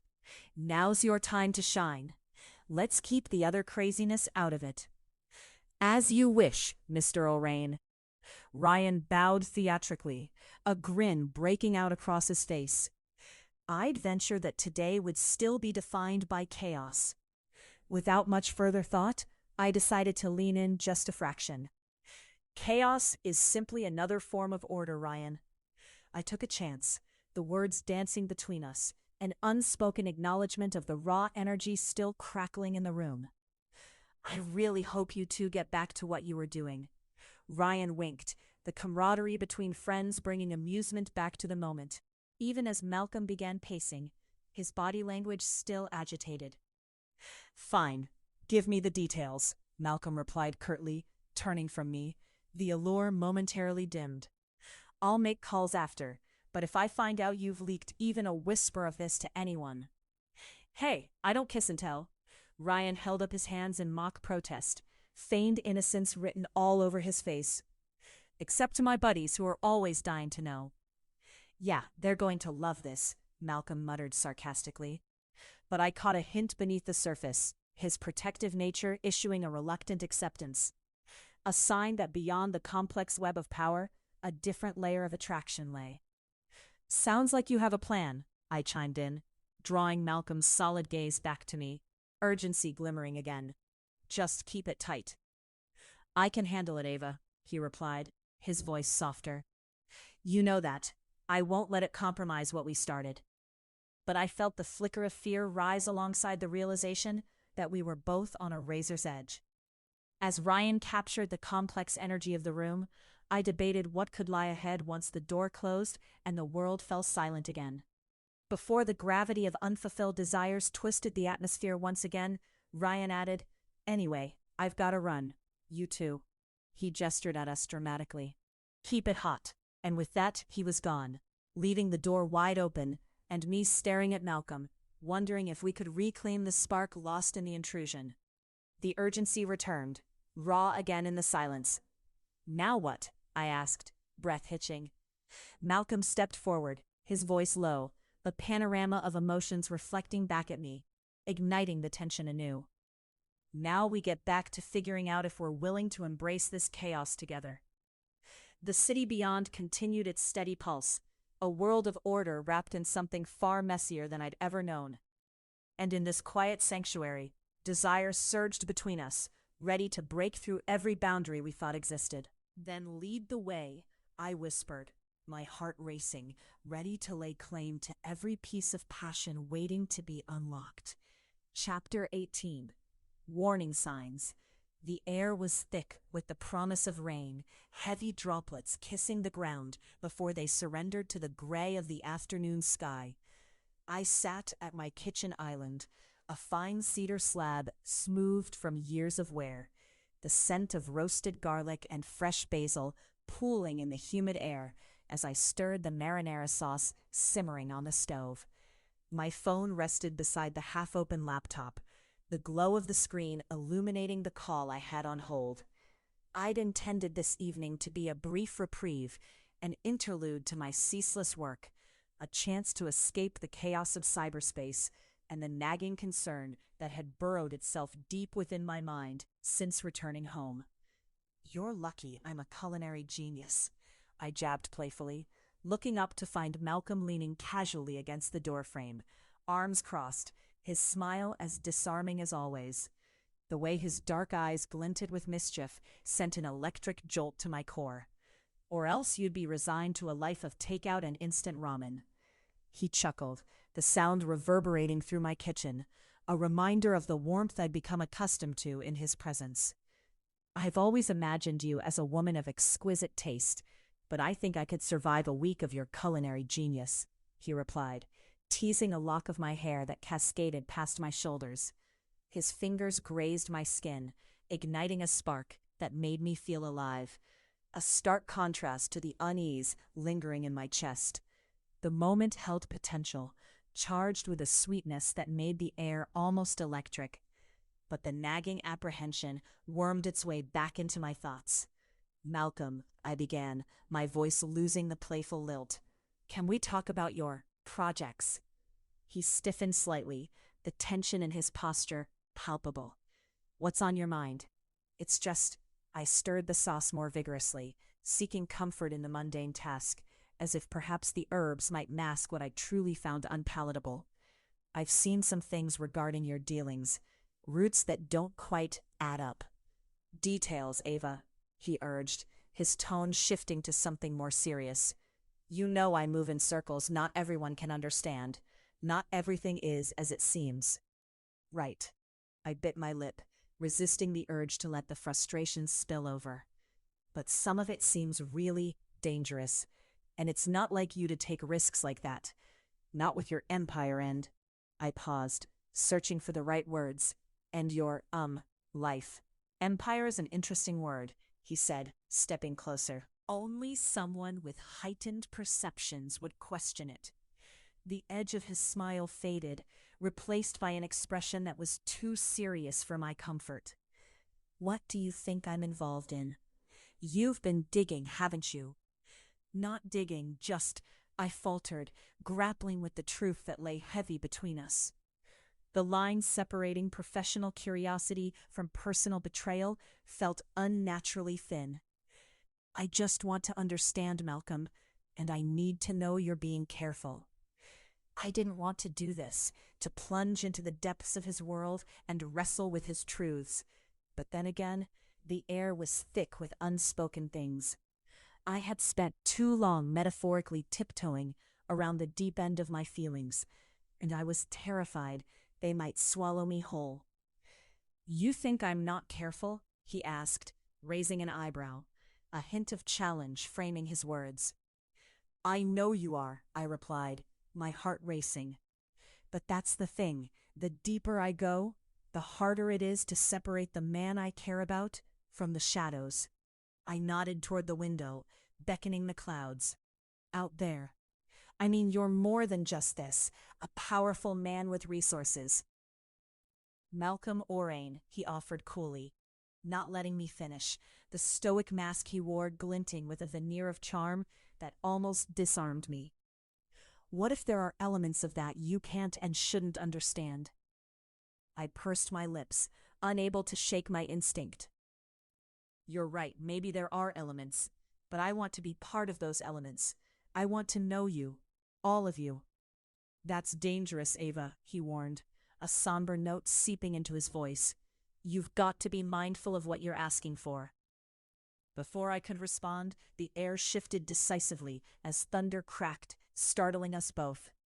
"See, even the universe is telling you we have to be careful," I quipped, desperate to lighten the mood, but it felt weak even as it tumbled from my tongue.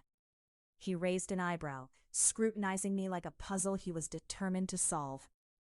"And what do you think the universe is warning about? You or me?"